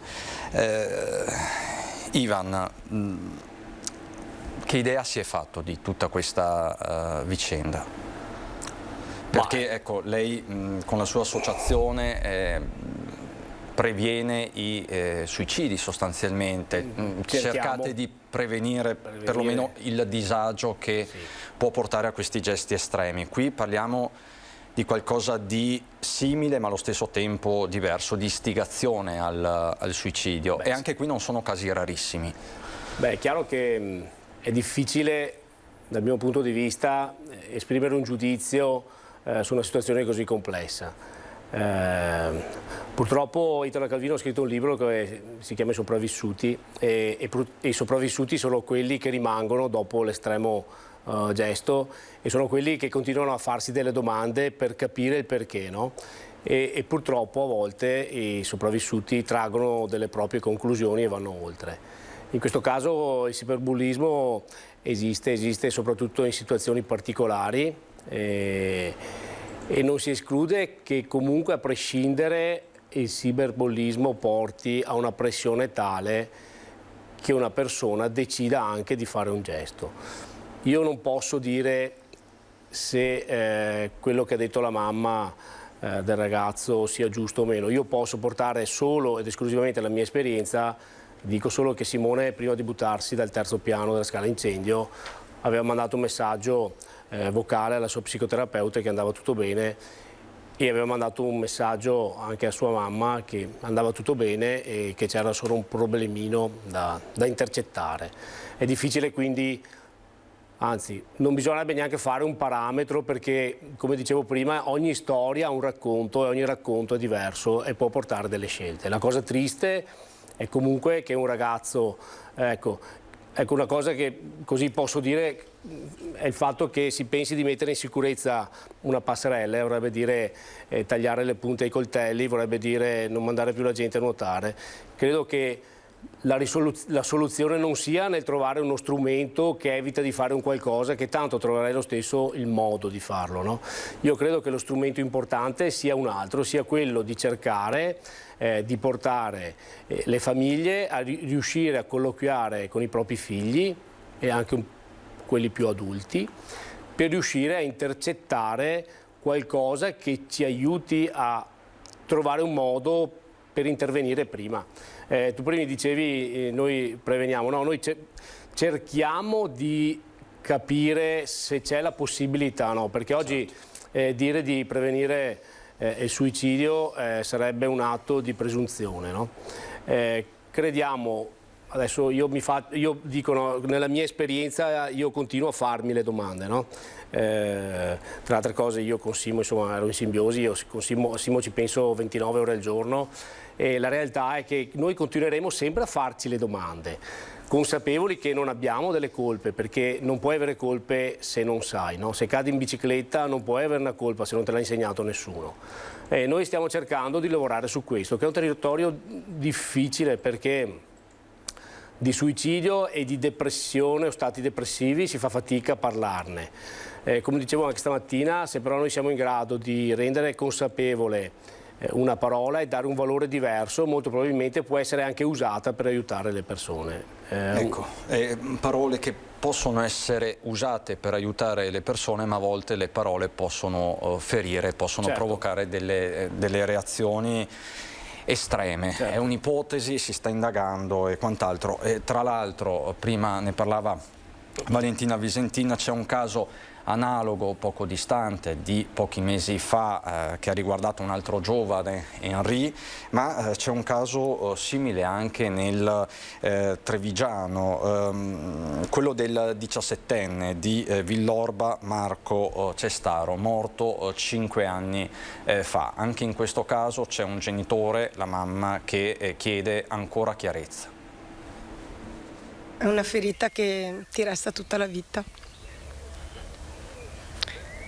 Purtroppo, anche perché poi anche per Marco non ho ancora verità e giustizia.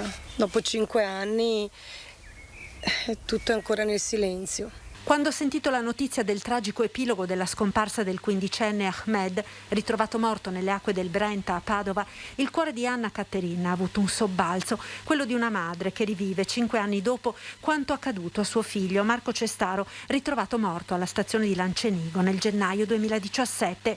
Suicidio secondo la procura, tutt'altro per la famiglia del ragazzo, allora 17enne. A Padova, per la morte di Ahmed, ora si indaga per istigazione al suicidio.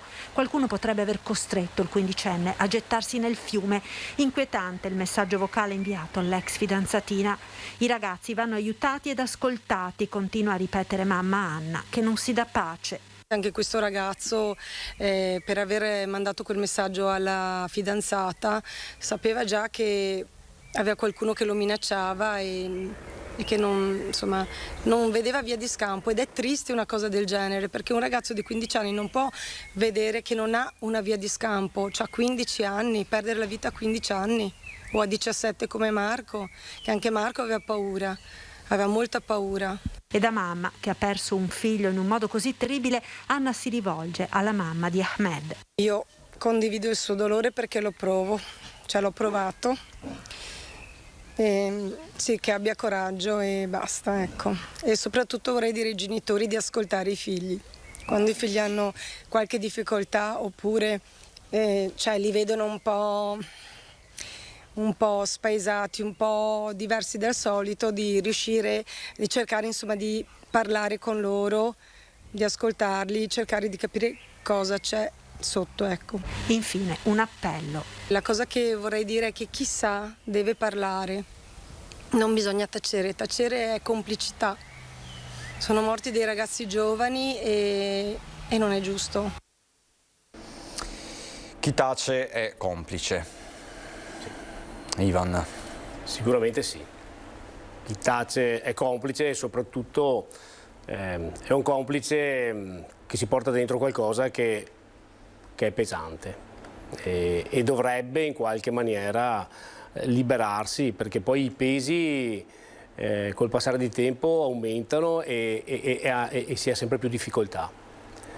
Il problema è che molto probabilmente questa situazione attuale che coinvolge i giovani e anche i meno giovani li porta a sopportare delle pressioni talmente forti e non hanno uno sbocco dove riuscire a svuotare questo peso, e quindi è come camminare con uno zaino pieno di sassi e dopo tanti chilometri non si ha più la forza di continuare.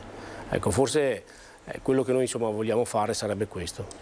Allora, questo è il profilo social del filo di Simo. Vedo che dall'ultima volta, e anche questo non è un segnale positivo, sono aumentati i like. Ecco.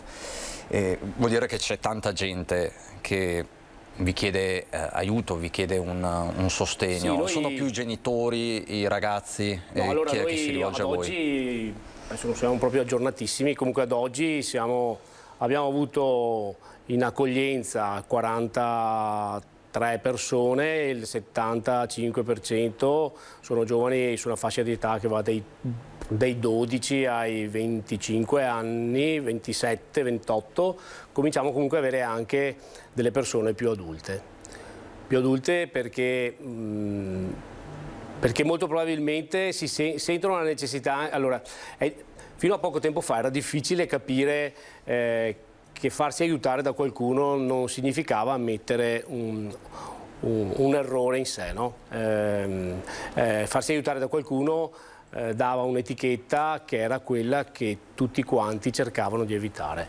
Ma come noi cerchiamo di dire spesso, se si hanno dei problemi fisici bisogna andare da chi è specializzato in quei problemi fisici. Il virologo prima spiegava delle cose che noi non abbiamo competenza, ma neanche forse il cardiologo, no?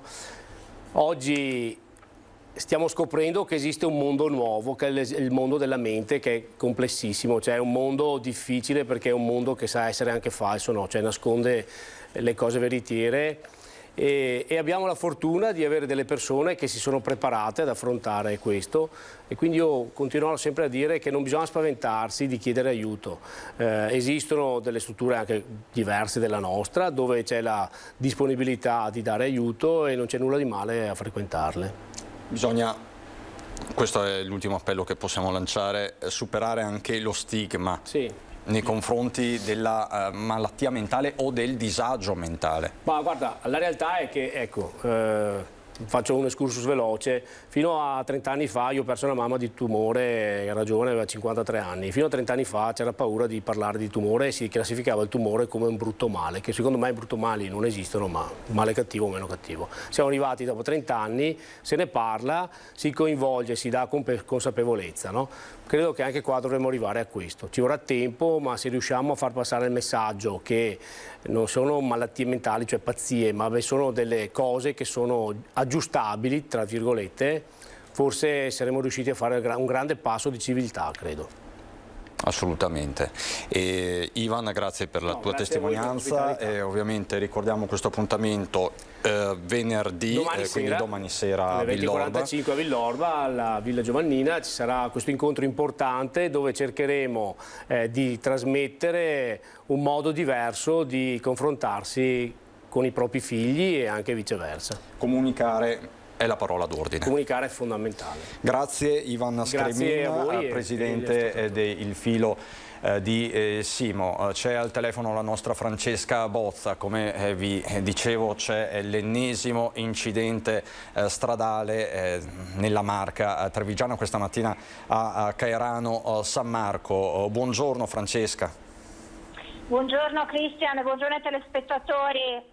La scena che mi trovo qui davanti agli occhi mentre vi parlo è una scena agghiacciante e agghiacciante è la parola che è stata usata anche da uno dei residenti di via Cadore, questo tratto di provinciale che si trasforma proprio qui in via Cadore. È stato uno dei primi ad uscire di casa, dice ero in casa intorno alle 11:30 quando ho sentito un boato, sono uscito e la scena che mi sono trovato davanti era una scena appunto raccapricciante. Cosa è accaduto? La dinamica è ancora al vaglio della Polstrada che sta facendo proprio in questi minuti i rilievi di legge. Quello che possiamo dirvi è che c'è stato uno scontro tra un camion che trasportava rifiuti speciali e un'auto condotta da una ragazza, da una trentenne. Le generalità naturalmente non sono ancora state rese note. Sia il camion che l'auto sono finite in un fossato che costeggia la strada. Probabilmente i due mezzi procedevano in direzioni opposte e cosa sia accaduto, lo ripeto, non lo sappiamo ancora nei dettagli, probabilmente un'invasione di carreggiata, però al momento abbiamo informazioni provvisorie raccolte appunto da chi è presente qui lungo questa strada che ci viene descritta come una strada molto molto pericolosa. Ci dice un altro residente, qui succede un mortale ogni 50 metri ed è una strada alla quale bisogna porre rimedio per non contare altre vittime, altre giovani vittime. Lo ricordiamo, la vittima sarebbe una trentenne. In questo momento la ditta della raccolta rifiuti sta operando per mettere in sicurezza, perché ci sono anche rifiuti pericolosi contenuti nel camion finito su un lato all'interno del fossato, quindi si stanno recuperando dei bidoni di sostanza infiammabile, altri sacchetti che hanno appunto l'adesivo di pericolosità di quanto contenuto, si stanno mettendo in sicurezza per evitare che possano esserci poi anche danni ambientali. Questo è quanto al momento, Cristian, possiamo raccontarvi, e naturalmente potete immaginarlo, una strada a scorrimento e quindi il traffico congestionato. Sta intervenendo oltre alla strada anche la polizia municipale, la polizia locale di Carano San Marco per deviare il traffico. Ci sono naturalmente i conseguenti rallentamenti. Se dovessi avere ulteriori aggiornamenti, Cristian, ti chiederò la linea più tardi. Grazie davvero Francesca. Ovviamente dicevamo il 18° morto sulle strade della Marca dall'inizio dell'anno, davvero un bollettino di guerra. E andiamo avanti con la cronaca che ci porta in centro a Treviso, dove è successo quello che ci racconta Lina Paronetto. Via le opere dalla Galleria Alzaia. Ignoti nella notte tra domenica e lunedì hanno sottratto le fotografie appese solamente domenica pomeriggio lungo le pareti del tunnel che costeggia il Sile sulla Restera nel quartiere trevigiano di Fiera. Le pareti del sottopasso ferroviario sono rimaste quasi del tutto vuote, strappate dal muro tanto le foto quanto alcuni dipinti a olio dell'artista trevigiano Augusto Aghi, inaugurati solo poco prima. Amarezza da parte degli organizzatori della rassegna, il collettivo Subsculptures, che aveva messo in conto la possibilità che qualche malintenzionato potesse imbrattare o rubare le opere con l'andare dei mesi, ma non certo che venissero razziate la notte stessa. Un dispiacere, sottolineano, più a livello morale che economico, considerato l'esperimento sociale di esporre foto e pitture su pubblica via. Ben prima del previsto, il peggio che poteva succedere si è dunque verificato, impedendo al resto della collettività di ammirare le opere sparite. Malgrado questo, dal collettivo fanno sapere che le iniziative non si fermeranno. Questa quindi la cronaca dal centro città. Vedo già collegato Pierpaolo Longo, imprenditore a Sonoto. Buongiorno, ben trovato Longo. Fra poco ci raggiungono anche Fabio Maggio, Forza Italia, Silvia Carpanese, Fratelli d'Italia Padova, Henri Tomasi, Partito Democratico di Venezia. I temi sul tavolo sono sempre tantissimi. Ci ricollegheremo anche con Lucio Zanato da Vittorio Veneto, dove è in corso un'importante esercitazione di protezione civile contro il rischio e l'emergenza terremoto. Adesso c'è il meteo e noi ci vediamo fra poco.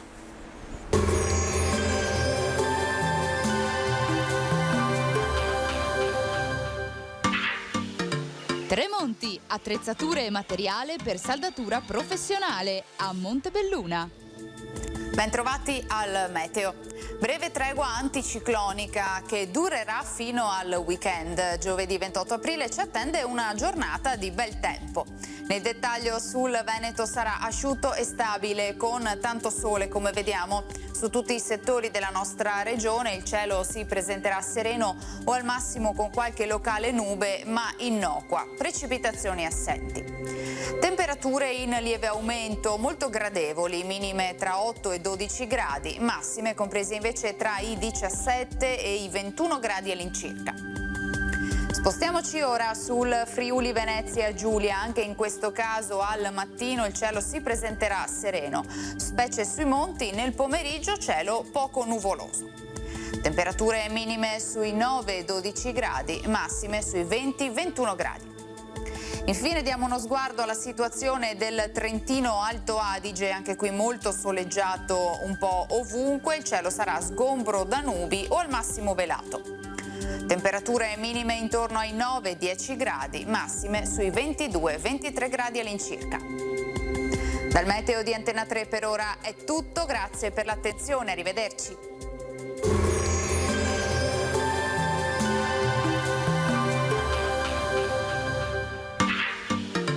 Tremonti, attrezzature e materiale per saldatura professionale a Montebelluna.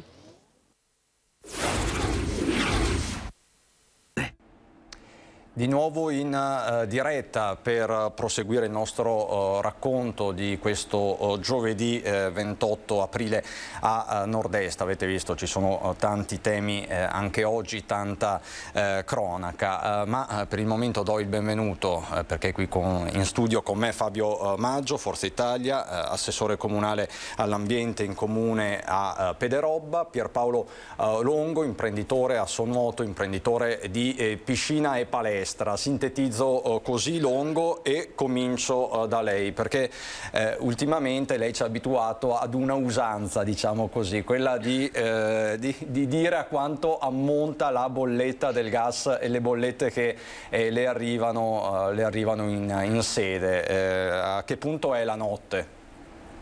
Longo. Buongiorno Cristian e grazie dell'invito come sempre e saluto tutti i telespettatori.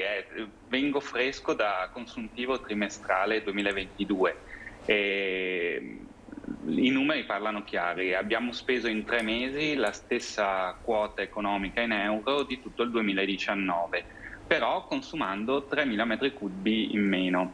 Quindi siamo a cifre insperate, incalcolate. Eravamo abituati, come si diceva, a un raddoppiare, un triplicare della fattura gas, parlo per non entrare poi nel merito della fattura energia, ma arrivare al quintuplicare costante e continuo delle spese energetiche non eravamo abituati. Come avete visto un po' anche in Regione Veneto, molti impianti hanno scelto la via della chiusura in questi mesi invernali, quindi febbraio, marzo, aprile, riaprendo poi con maggio. Il clima non è stato, diciamo, favorevole, per cui purtroppo i riscaldamenti hanno continuato la loro opera a fronte comunque di un calo d'utenza intorno al 40% consolidato, che determina quindi una impossibilità economica finanziaria di portare avanti strutture sportive grandi come quelle che sono presenti all'interno dei territori, perché noi rappresentiamo come Assonuoto e Finveneto, nonché Finnazionale,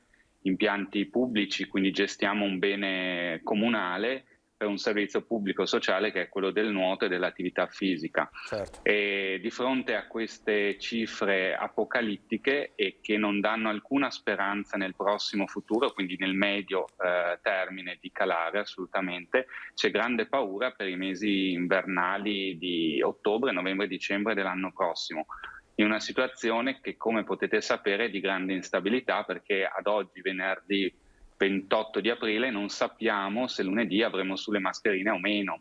Andremo a togliere il Green Pass e questo per noi è tuttavia un vantaggio, perché quota parte della nostra utenza comunque non era dotato. Si parlava prima col professor Pregliasco che la terza dose non è stata così affrontata con entusiasmo e questo determina per noi un calo dei ricavi che si scontra con un rincaro pazzesco dei costi e un'offerta di listino al pubblico che attualmente gli impianti pubblici non stanno ritoccando, per cui al contrario di benzina e gas che è andato alle stelle, gli abbonamenti piscina e palestra per ora sono fermi a quelli del 2019. Quelli sempre. Nei giorni scorsi parlavamo con i gestori della piscina di Montebelluna che per esempio si stanno preparando per metà maggio a una grande manifestazione proprio per sovvenzionare in qualche maniera la piscina stessa, perché per l'appunto è un momento veramente tragico. Longo ha parlato di cifre apocalittiche. Dicevamo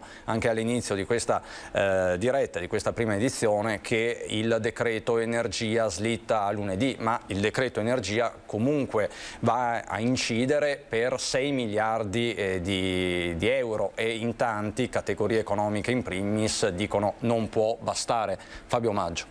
Innanzitutto è evidente che siamo in una situazione emergenziale, lo eravamo 2 mesi fa appena iniziata la guerra. Io ricordo un'intervista fatta sul Gretto del Piave insieme proprio a lei, nel quale emergeva con chiarezza il problema anche per le pubbliche amministrazioni.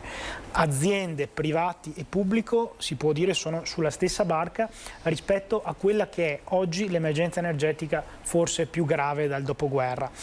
Sicuramente serve un intervento più incisivo da parte del governo. C'è oggi un piano di 6 miliardi che è una soluzione tampone evidente anche per il governo. Serve operare come?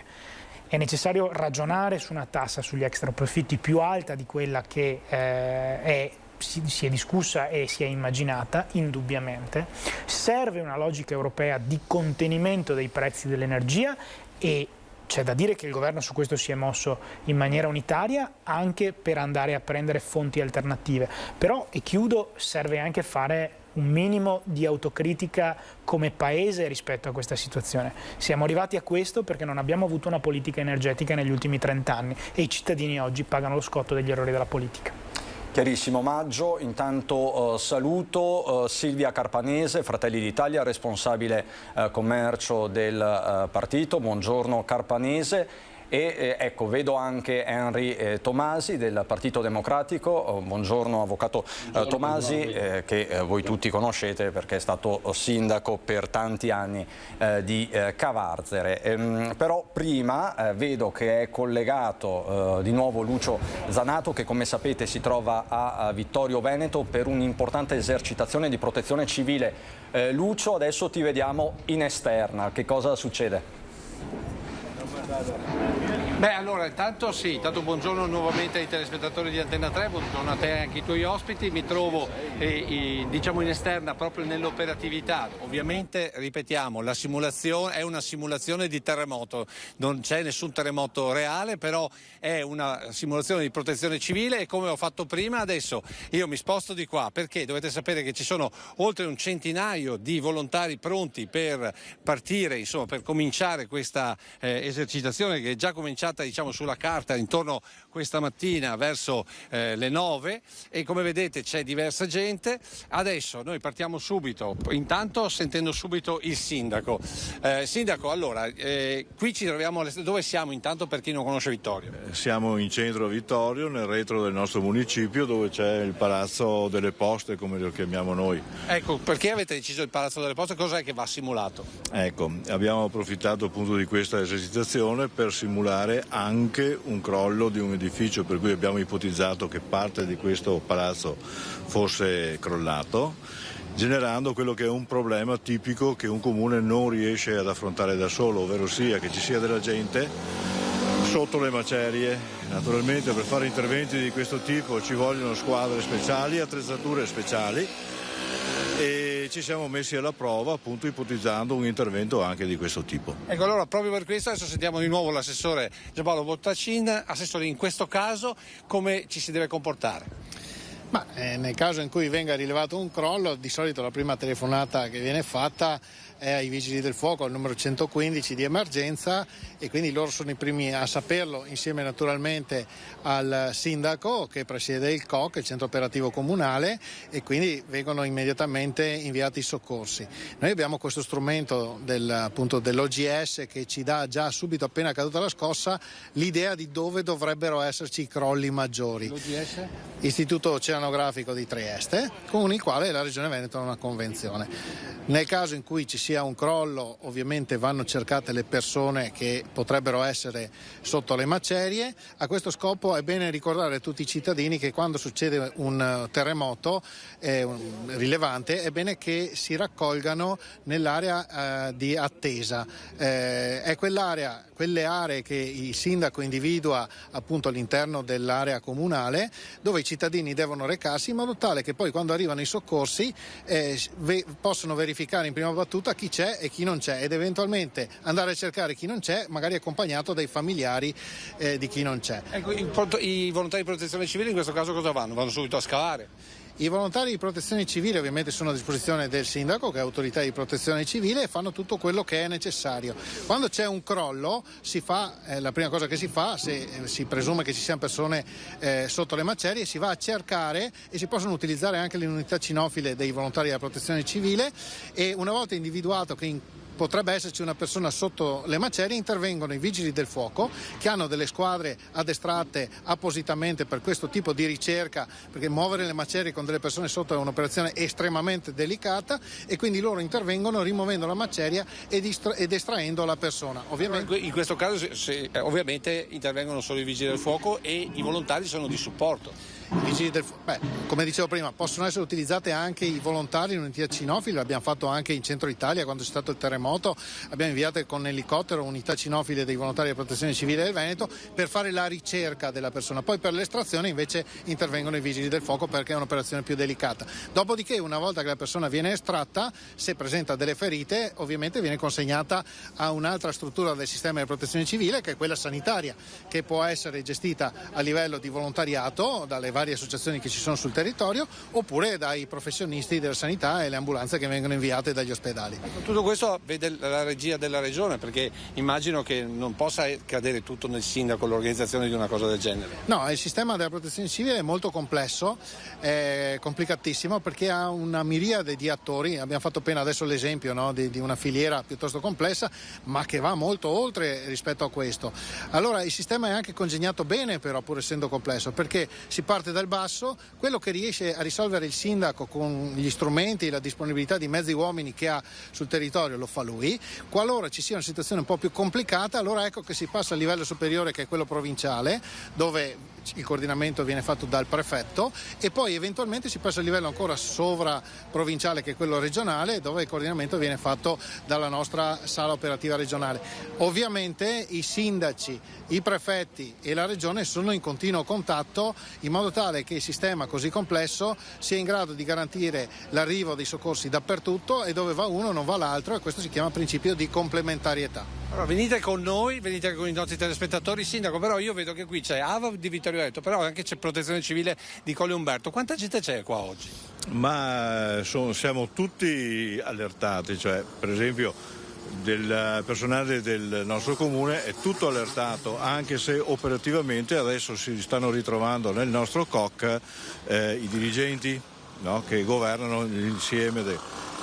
Oltre a questi, fin da subito abbiamo allertato le nostre squadre di protezione civile. Qui vedete l'AVAB, è una grossa associazione che abbiamo, che ci dà anche tante soddisfazioni, operano molto bene, è composta di un'ottantina di soci che normalmente intervengono negli incendi boschivi, ma sono in grado di intervenire in un sacco di altre situazioni, per cui sono sempre presenti e quindi ci avvaliamo molto spesso di loro, e questi sono dei rappresentanti della nostra Però AVAB. ho visto Colle Umberto? Sì.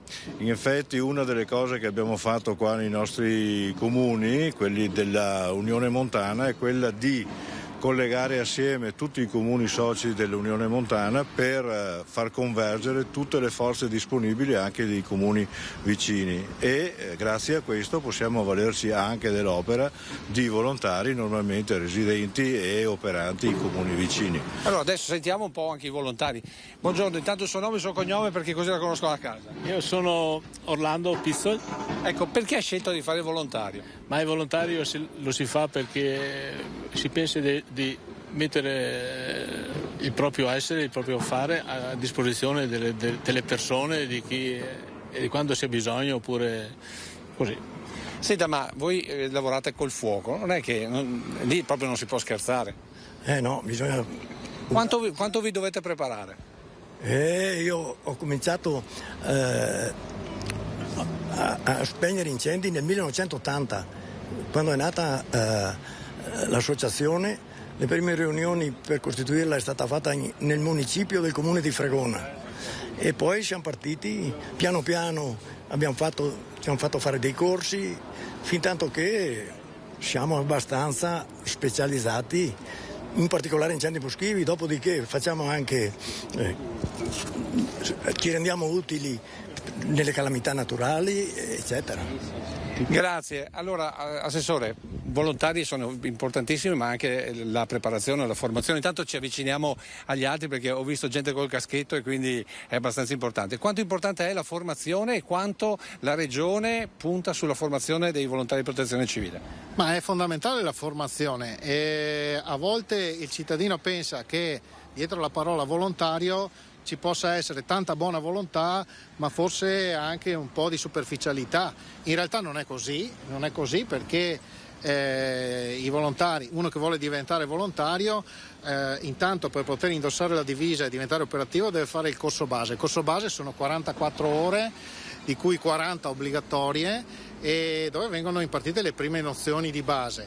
Dopodiché ci sono le varie specializzazioni sull'utilizzo di attrezzature particolari, sulle specializzazioni per esempio l'antincendio boschivo. L'abbiamo visto prima, cioè uno che scherza col fuoco deve essere ben preparato, anzi non deve proprio scherzare col fuoco. Deve essere ben preparato, tanto è vero che ci sono addirittura anche delle visite dal punto di vista sanitario che sono differenziate rispetto a chi non fa antincendio boschivo, perché è un lavoro particolarmente delicato, pesante, e magari pochi sanno anche che la competenza sugli incendi boschivi è della Regione e viene esercitata grazie ai nostri dipendenti dei servizi forestali e della protezione civile, ma anche e soprattutto grazie all'apporto dei volontari di protezione civile. Oggi qui c'è l'AVAB di Vittorio Veneto che si occupa di incendi boschivi, ma si occupa anche di altri scenari, e sono stati anche nello scenario di Vaia a garantire per esempio l'approvvigionamento dell'acqua, perché se ci ricordiamo Rocca Pietre non aveva l'acquedotto, era stato totalmente distrutto dall'emergenza, e loro hanno rifornito l'acqua a quel comune nel periodo in cui l'acquedotto non era ancora stato ripristinato. Allora andiamo a sentire anche qui volontari di protezione civile, visto che l'assessore ha parlato di Vaia, io so che qualcuno Vaia l'ha affrontata. Buongiorno, il suo nome e il suo cognome? Buongiorno, Caliandro Salvatore. Ecco, lei ha affrontato Vaia, dov'era e che cosa ha fatto? Allora, siamo intervenuti su indicazione della provincia, della regione e del comune di Feltre, con la sala operativa che era Belluno. Per cui siamo intervenuti nella zona di Feltre, dove c'erano appunto degli alberi che sono stati diverti sui viali della città, insomma. Ma io qui vedo un'ambulanza. Sì, noi siamo Prealpi Soccorso, facciamo servizio ambulanza, servizio trasporto sanitario, emergenza. L'emergenza, abbiamo una base ambulanza a Cordignano per venerdì, sabato e domenica, e servizi di trasporto sanitario durante la settimana. Quindi voi insomma venerdì, sabato e domenica sempre operativi se succede qualcosa nella zona di Cordignano? Esatto, ma lì abbiamo una base ambulanza, ma noi siamo comunque operativi perché abbiamo una squadra di reperibilità che si attiva su indicazione del sindaco o dell'assessore alla protezione civile di Vittorio o della provincia oppure della regione oppure dell'ANPAS nazionale. Grazie. Allora, per ultimo, poi ti ridò la linea, Cristian, perché Grazie. so che hai gli ospiti. Allora, 21 anni, il tuo nome? Matteo Campodell'Orto. Ecco, Matteo, 21 anni, perché diventare volontario di protezione civile?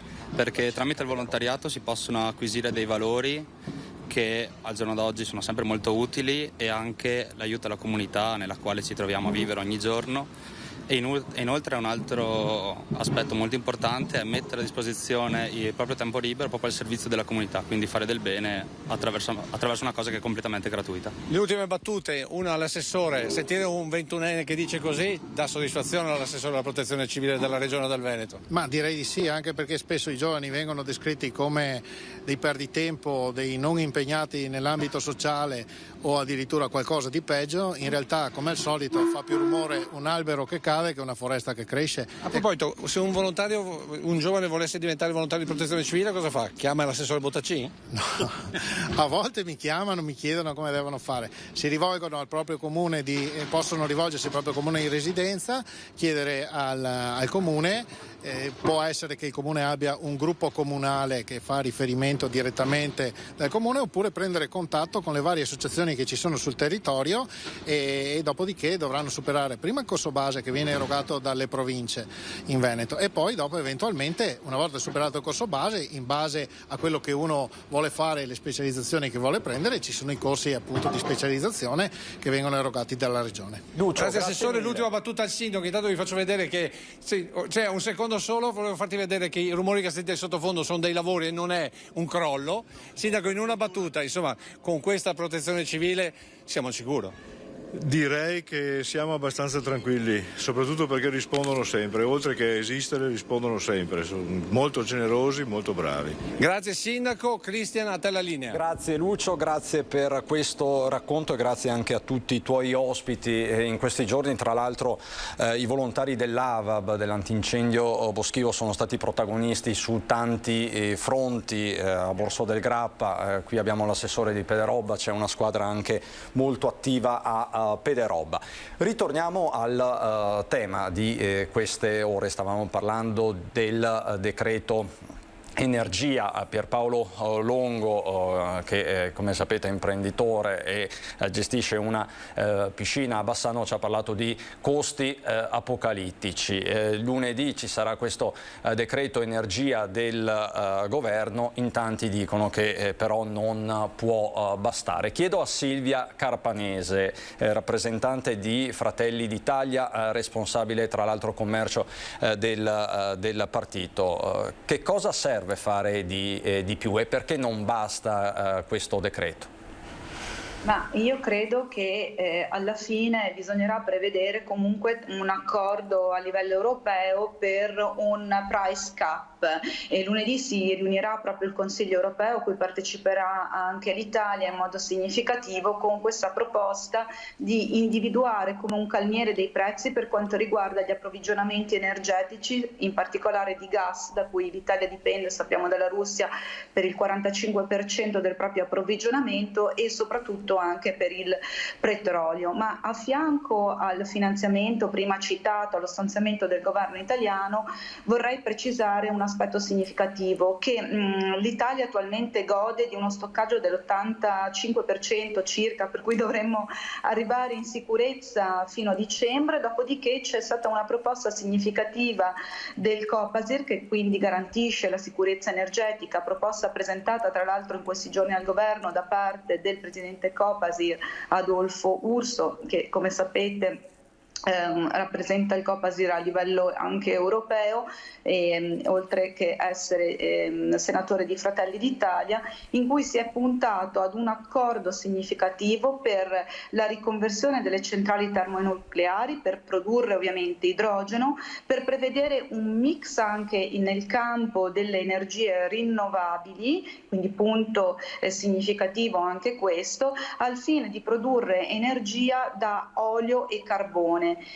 Un aspetto rilevante è l'accordo che è stato stipulato con l'Algeria proprio recentemente in merito all'utilizzo del gasdotto che passa attraverso l'Algeria e che prevederà un più 9,5 di approvvigionamento per l'Italia, e anche l'apertura ad un accordo con l'Azerbaigian e il potenziamento di un gas odotto già operativo, Midest, che porterà anche un nuovo apporto per circa il più 7,3% all'Italia, per cui noi siamo già fortemente e fortunatamente attrezzati eventualmente si dovessero creare delle complicazioni in merito all'utilizzo anche del gas proveniente dalla Russia. E questo per quale motivo? E poi mi taccio. Abbiamo strutture come Eni, Enel, Snam per quanto riguarda il gas e Terna per quanto riguarda l'energia elettrica, che insieme garantiscono il secondo livello di distribuzione delle energie in Europa, per cui l'Italia svolgerà un ruolo significativo all'interno della compagine europea per quanto riguarda gli approvvigionamenti energetici, e questo, permettetemi, è un punto a nostro favore per quanto riguarda questo settore, perché purtroppo la crisi ucraina e la guerra che abbiamo ai nostri confini determina anche una situazione economica che tutti conosciamo molto difficile di approvvigionamento. Però siamo a buon punto per quanto riguarda l'eventuale rischio, diciamo, di chiusura dell'approvvigionamento russo del gas, con queste premesse che vi ho appena citato. Ecco, quindi lei in qualche modo ci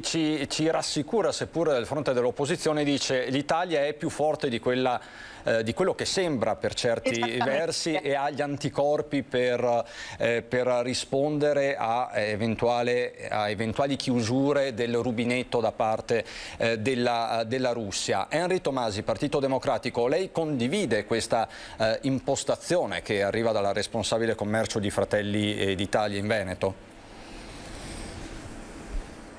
Posso condividerla in parte, la questione però principale che è sul tavolo in questi momenti sono i nostri cittadini. Dobbiamo ricordare che i cittadini sono in una situazione veramente di confusione. In questi ultimi mesi, ormai da mesi, viviamo con un aumento spaventoso di bollette, bisogna dire la verità, che siano bollette del gas, che sia bollette della luce o altro, e con tante informazioni che ci vengono, lo dico da semplice cittadino, diciamo ci mettiamo dalla parte dei cittadini, ci vengono tantissime informazioni di eventuali soluzioni, di eventuali rattoppi per cercare di trovare la soluzione più opportuna, ma il fatto che risulta in questi giorni è che le bollette sono aumentate in modo spaventoso. Quindi, e non solo quello, perché da una parte ci sono le bollette che sono aumentate in modo spaventoso, dall'altra parte ci sono tantissime compagnie che cercano i cittadini per far capire quale sarebbe l'opportunità e quindi la confusione, l'opportunità di gestione del servizio, e quindi la confusione aumenta ancora di più. Il cittadino si trova veramente in questo momento confuso,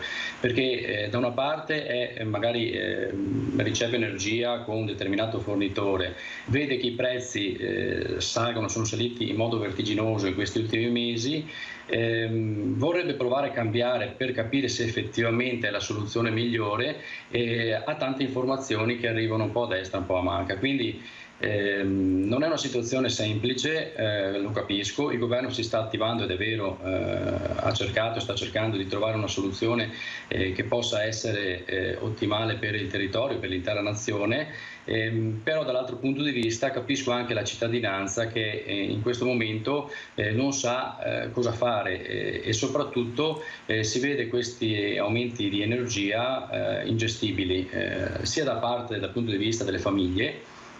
Abbiamo tantissime famiglie che hanno difficoltà veramente ormai con queste bollette che sono esplose, e sia per tutte le nostre attività, le nostre aziende, le nostre industrie. Paolo Longo ce lo ha appunto detto poco fa, e ritorno da lei, Longo.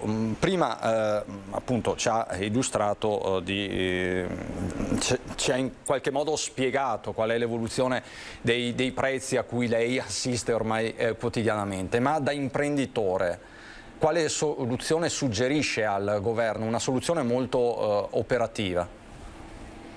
Ma quello che si evince ancora è che manca di programmaticità, cioè stiamo vivendo fino a dicembre, diceva effettivamente la collega prima. E il problema va calcolato su quello che sarà da qui ai prossimi 5-10 anni, quindi con una vera programmaticità energetica che ad oggi non c'è. Possiamo tamponare, ma il tamponamento ci porta a una languida sopravvivenza. Ecco che è necessario, secondo me, investire su quelle fonti che ci permettano un'indipendenza, se quanto mai difficile, però dal punto di vista energetico. Anche il nucleare, Longo? Anche il nucleare? Prego? Anche il nucleare? Ma oddio, parla con un esponente che sul nucleare di quarta generazione è favorevole, perché secondo me c'è stata una propagandistica data dal terrore sul nucleare che ancora si fonda su referendum anacronistici che non sono più in essere ad oggi con le nuove tecnologie. Devo dire che abbiamo questa fonte energetica fuori dalla porta, basta vedere le 52 nucleari che abbiamo in Francia, per cui sarebbe giusto dare una comunicazione corretta su quello che è il nucleare, e soprattutto l'ultimo progetto che è stato presentato sui siti adatti ad ospitarlo fa ben sperare. Questo però si scontra effettivamente con una continua propaganda comunicativa che al cittadino già confuso crea ulteriore confusione e terrore. Secondo me le rinnovabili sono necessarie ma non sono sufficienti, ecco perché è necessario trovare quella tecnologia che ad oggi sia a portata di mano.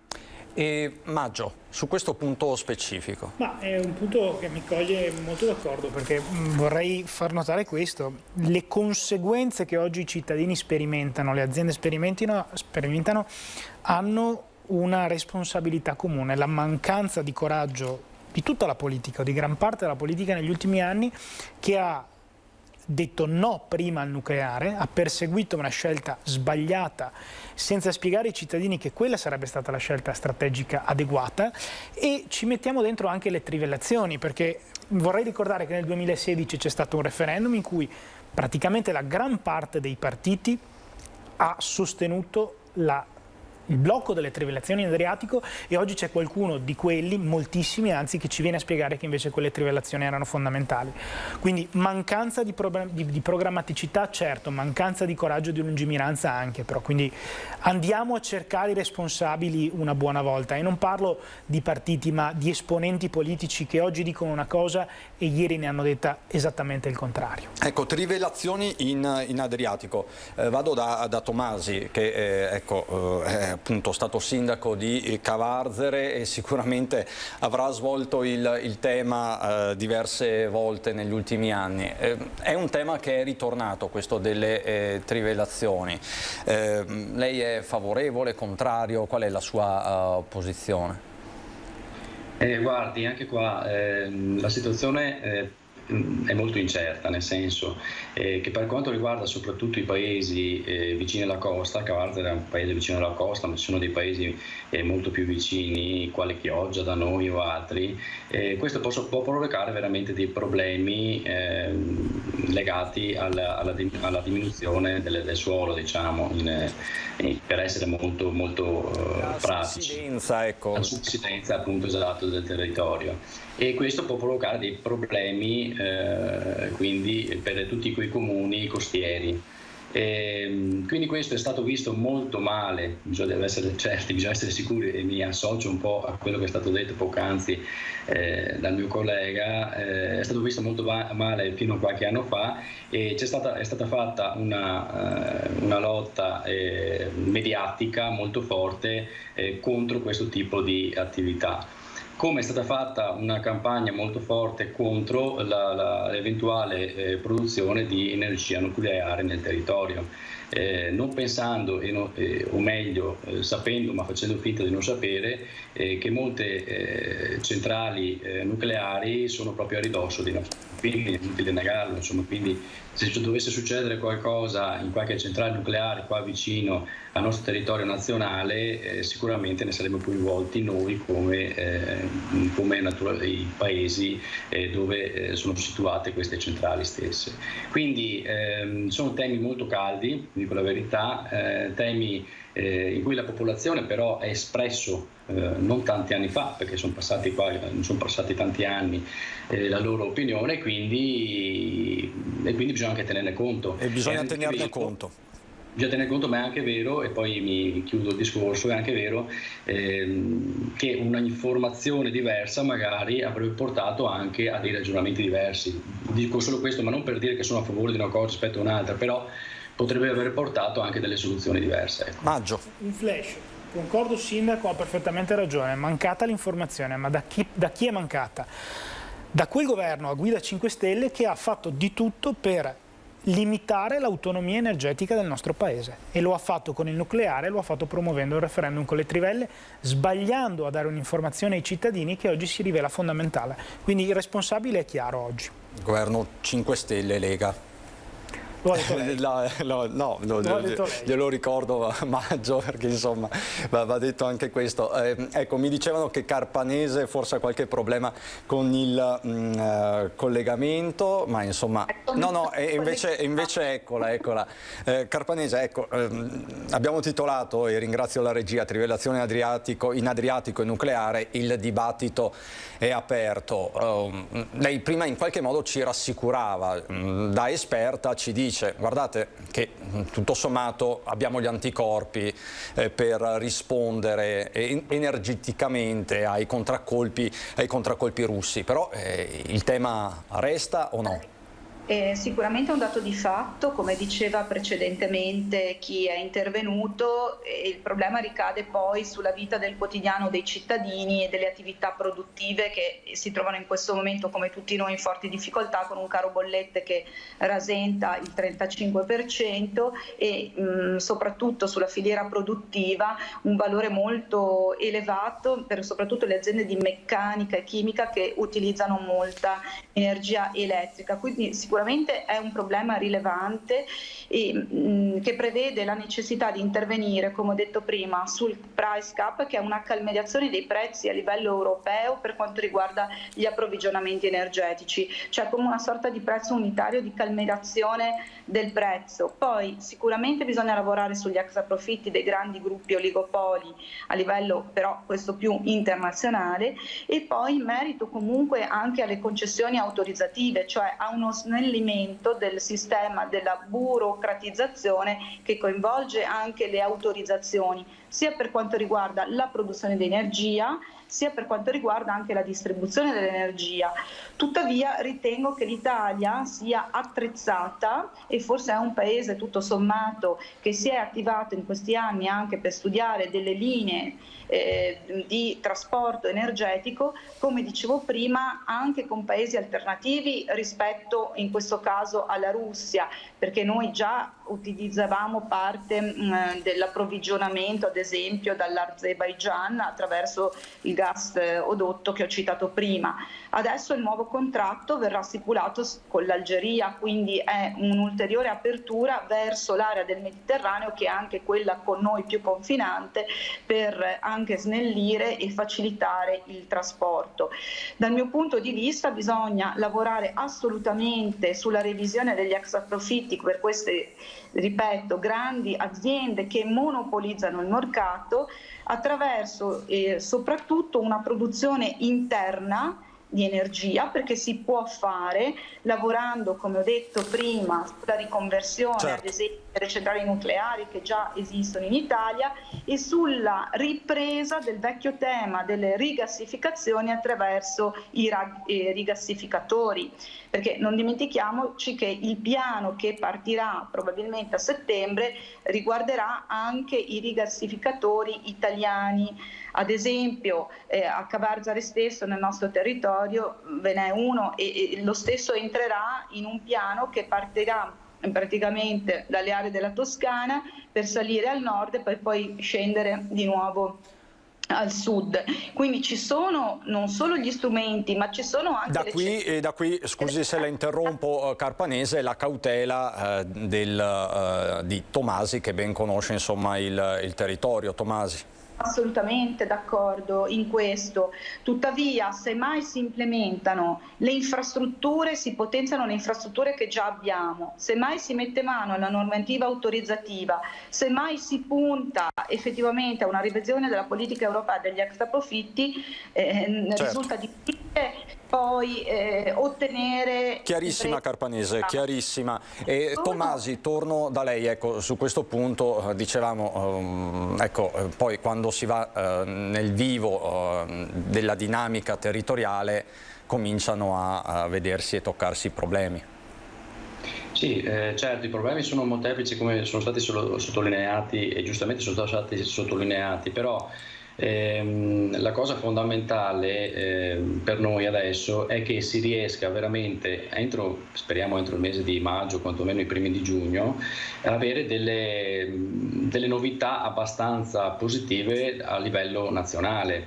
Mi chiarisco, speriamo che effettivamente questi accordi e soprattutto questo lavoro che sta facendo il governo per cercare di per accalmierare i prezzi dell'energia porti dei risultati, perché e qua lo sottolineo un'altra volta, perché alla fine sono i cittadini che ci fanno capire tante volte dal basso quali sono le realtà che vivono. Le famiglie non arrivano in questo modo, hanno difficoltà ad arrivare a fine mese, per essere pratici. Le industrie, come ho detto prima, rischiano di chiudere. Quindi sì, ci sono tante soluzioni che, come si diceva prima, alle quali siamo in ritardo, siamo in estremo ritardo e si possono indicare quali possono essere adesso le progettazioni per i prossimi anni, quindi fare una programmazione importante che sia con le rinnovabili o che sia in altre modalità, bene, per poter avere dell'energia con costi più bassi per il nostro paese, però adesso noi dobbiamo cercare di capire come fare ad affrontare questa situazione che non ha pari in questi ultimi anni e cercare di dare una soluzione. Quindi lei dice serve un intervento nel brevissimo periodo, una risposta più incisiva soprattutto alle famiglie e poi ovviamente una programmazione diversa, una programmazione dove adesso entrano proprio i temi che sono in sovraimpressione, perché insomma sono ormai questioni ineludibili. Abbiamo proprio un minuto, forse qualcosina in più di pubblicità e poi ci ritroviamo di nuovo qui in studio.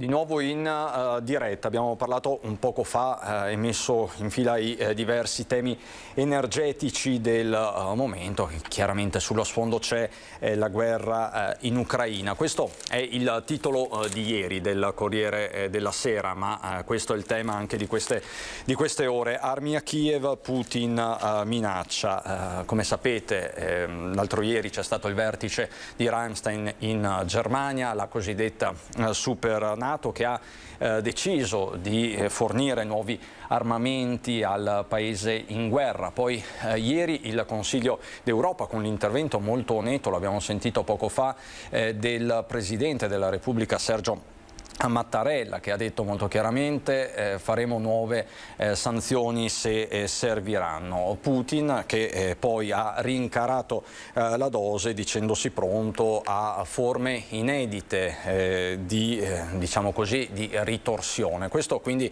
è il clima, questo è il quadro.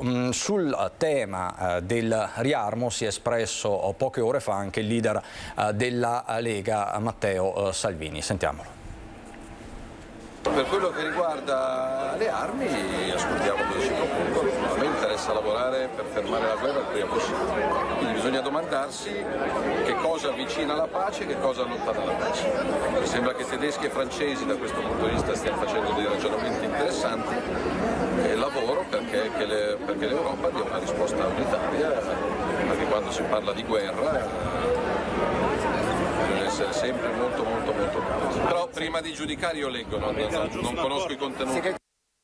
Insomma, posizione cauta quella di Salvini, qualcuno potrebbe dire interlocutoria. Di fatto possiamo vedere anche il titolo del Fatto Quotidiano online. In Germania c'è stato il via libera all'invio di armi pesanti a Kiev. Tra l'altro sapete che in Germania le forze politiche su questo tema sono balcanizzate, forse più che in Italia. Maggio, da questo punto di vista fa bene l'Italia ad armare, a continuare ad armare l'Ucraina?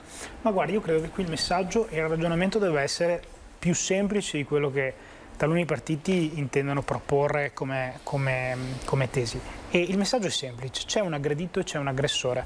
Piuttosto che preoccuparsi se sia giusto o meno inviare armi a chi si sta legittimamente difendendo e difendendo il proprio diritto a scegliere il proprio governo e quindi la democrazia, dovremmo interrogarci sul fatto che c'è qualcuno qui che ha violato le regole di diritto internazionale che hanno garantito la pace negli ultimi 60 anni in Europa.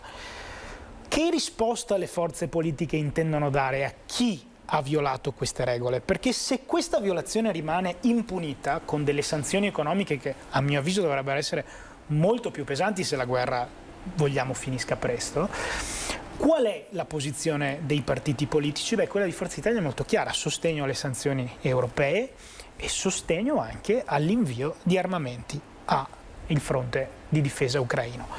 Io credo che il messaggio, ripeto, sia semplice: aggredito e aggressore, con chi vogliamo stare? Poi tutti i ragionamenti sui negoziati di pace partono da un unico presupposto: qualcuno la pace la deve volere, e Putin in questo momento sta dimostrando di non volerla. È evidente che è entrato in una logica di conflitto in cui vuole prendere una parte dell'Ucraina per se stesso e non si sta trovando nessun tipo di mediazione su questo. Se noi oggi interrompessimo il flusso di armi all'Ucraina o allentassimo le sanzioni, Putin si sentirebbe autorizzato a proseguire, e questo è, diciamo, un dato storico. Lo ha fatto con la Crimea, fatti della Transnistria, lo ha fatto con la Crimea, in cui era stato lasciato fare, e lo sta facendo con il Donbass. Vogliamo avere un terzo esempio di quello che è in grado di fare, o vogliamo dare risposta univoca come democrazie a quella che è a tutti gli effetti l'azione criminale di un'autocrazia? Tomasi, il Partito Democratico con Forza Italia, qui rappresentata da Maggio, condivide il governo, quindi per, diciamo così, sillogismo, lei condivide la posizione di Maggio?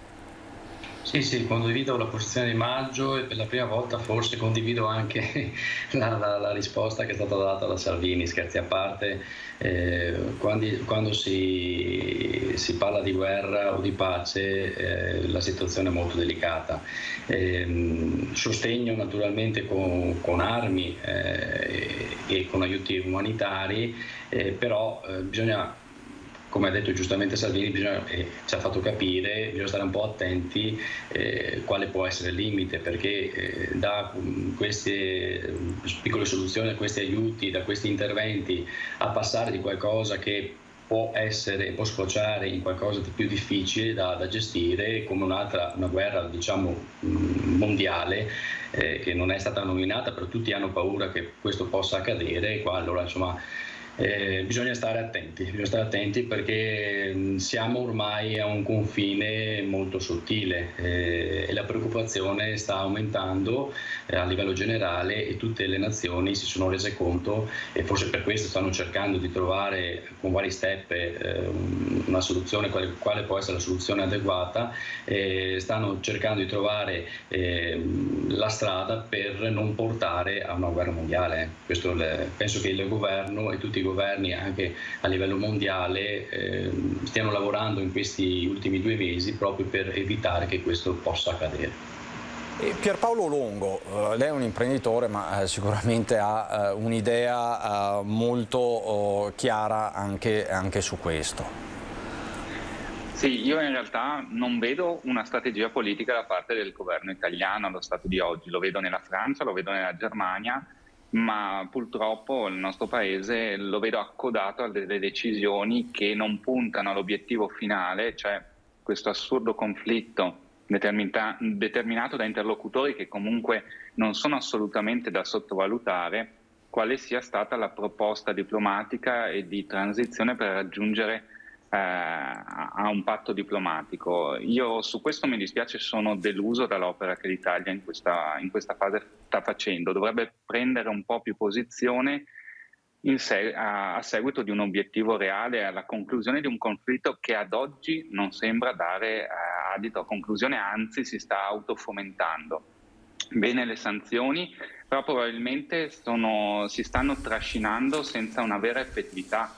Dal punto di vista imprenditoriale e umano vediamo come queste ricadute non siano solo tra aggressore e aggredito, ma ormai è l'internazionalità del dramma che stiamo vivendo noi in primi in Europa, perché siamo i vicini di casa di questo conflitto dilaniante, non solo dal punto di vista civile, ma economico, finanziario. E ricordiamoci che domani, qualsiasi sia il domani che dovremmo affrontare, avremo sempre una confederazione russa con cui interloquire, se ci sarà ancora, e comunque con tutta una serie di stati che ad oggi si stanno configurando in un nuovo palcoscenico geopolitico. Pensate all'India con la Cina e via discorrendo. Per cui stiamo molto attenti ai passi che stiamo facendo, e richiamo ancora la mia battuta iniziale: se l'Italia ha effettivamente un progetto, un programma per arrivare a una definizione del conflitto. Carpanese, chiudo con lei sulla questione per l'appunto delle armi in Ucraina. Scusatemi per la difficoltà del collegamento, eventualmente dovesse cadere la linea mi scuso con tutti i telespettatori e i partecipanti. Sicuramente la posizione di Fratelli d'Italia è molto chiara in merito.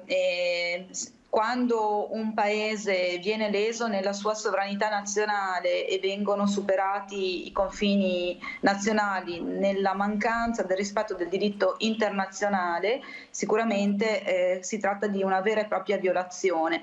Per cui le misure delle sanzioni sono fondamentali, infatti ci sarà di nuovo un'ondata di sanzioni da parte dell'Europa in merito anche agli aspetti economici finanziari, e poi la necessità di aiutare comunque l'Ucraina attraverso un sostegno anche diplomatico dal nostro punto di vista, perché è necessario arrivare a un negoziato.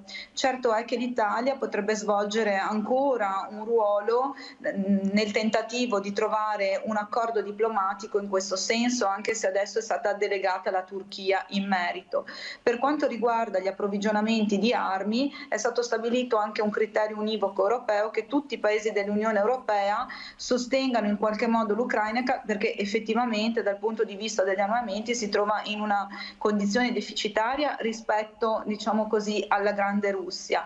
È un dato di fatto però, e non bisogna questo scordarlo, che anche l'atteggiamento di Biden non è sempre stato dal punto di vista dei proclami internazionali garante di una volontà di arrivare a una sorta di negoziato di pace. E qui apriremo un altro fronte, Carpanese. 10 secondi che devo andare in conclusione. Può concludere, Carpanese.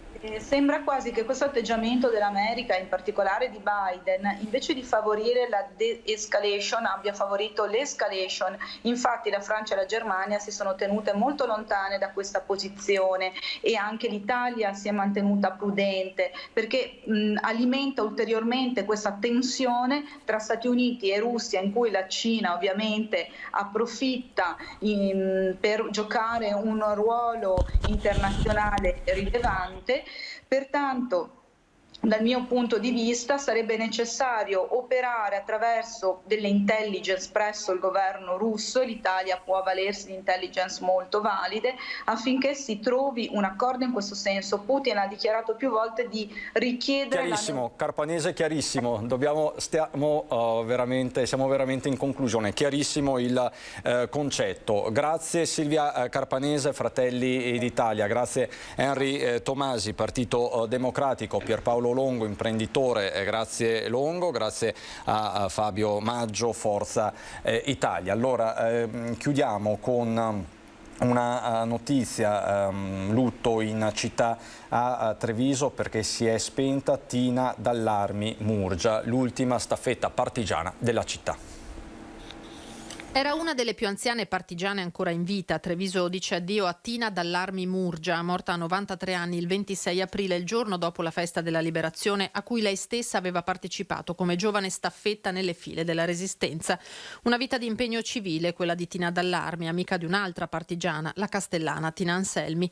Uno degli aneddoti che ricordava portando la testimonianza di quei drammatici mesi di lotta all'occupazione nazifascista era quello del salvataggio del fratello Luigi, combattente sul Cansiglio, nascosto dietro un armadio per evitare che venisse catturato. A guerra finita era stata decorata dal Presidente della Repubblica e sempre negli anni aveva portato avanti i principi della libertà e della democrazia da difendere, diceva, in ogni epoca, così come i diritti delle donne.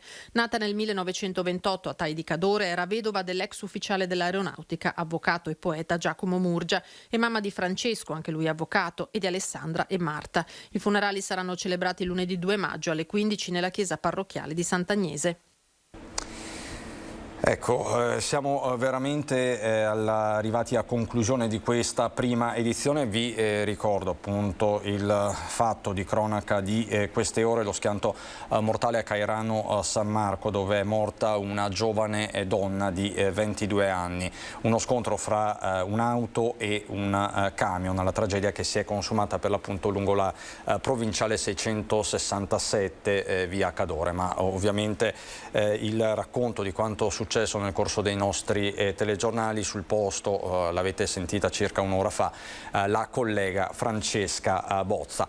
È tutto per questa prima edizione. Noi rientriamo in diretta alle 18:30 con edizione regionale 19 Venezia, 19:30 Treviso con Belluno. Ringrazio dalla regia Alessandro Granziera, Mattia Pizzaia e ringrazio ovviamente tutti voi per la cortese attenzione. Buon pomeriggio.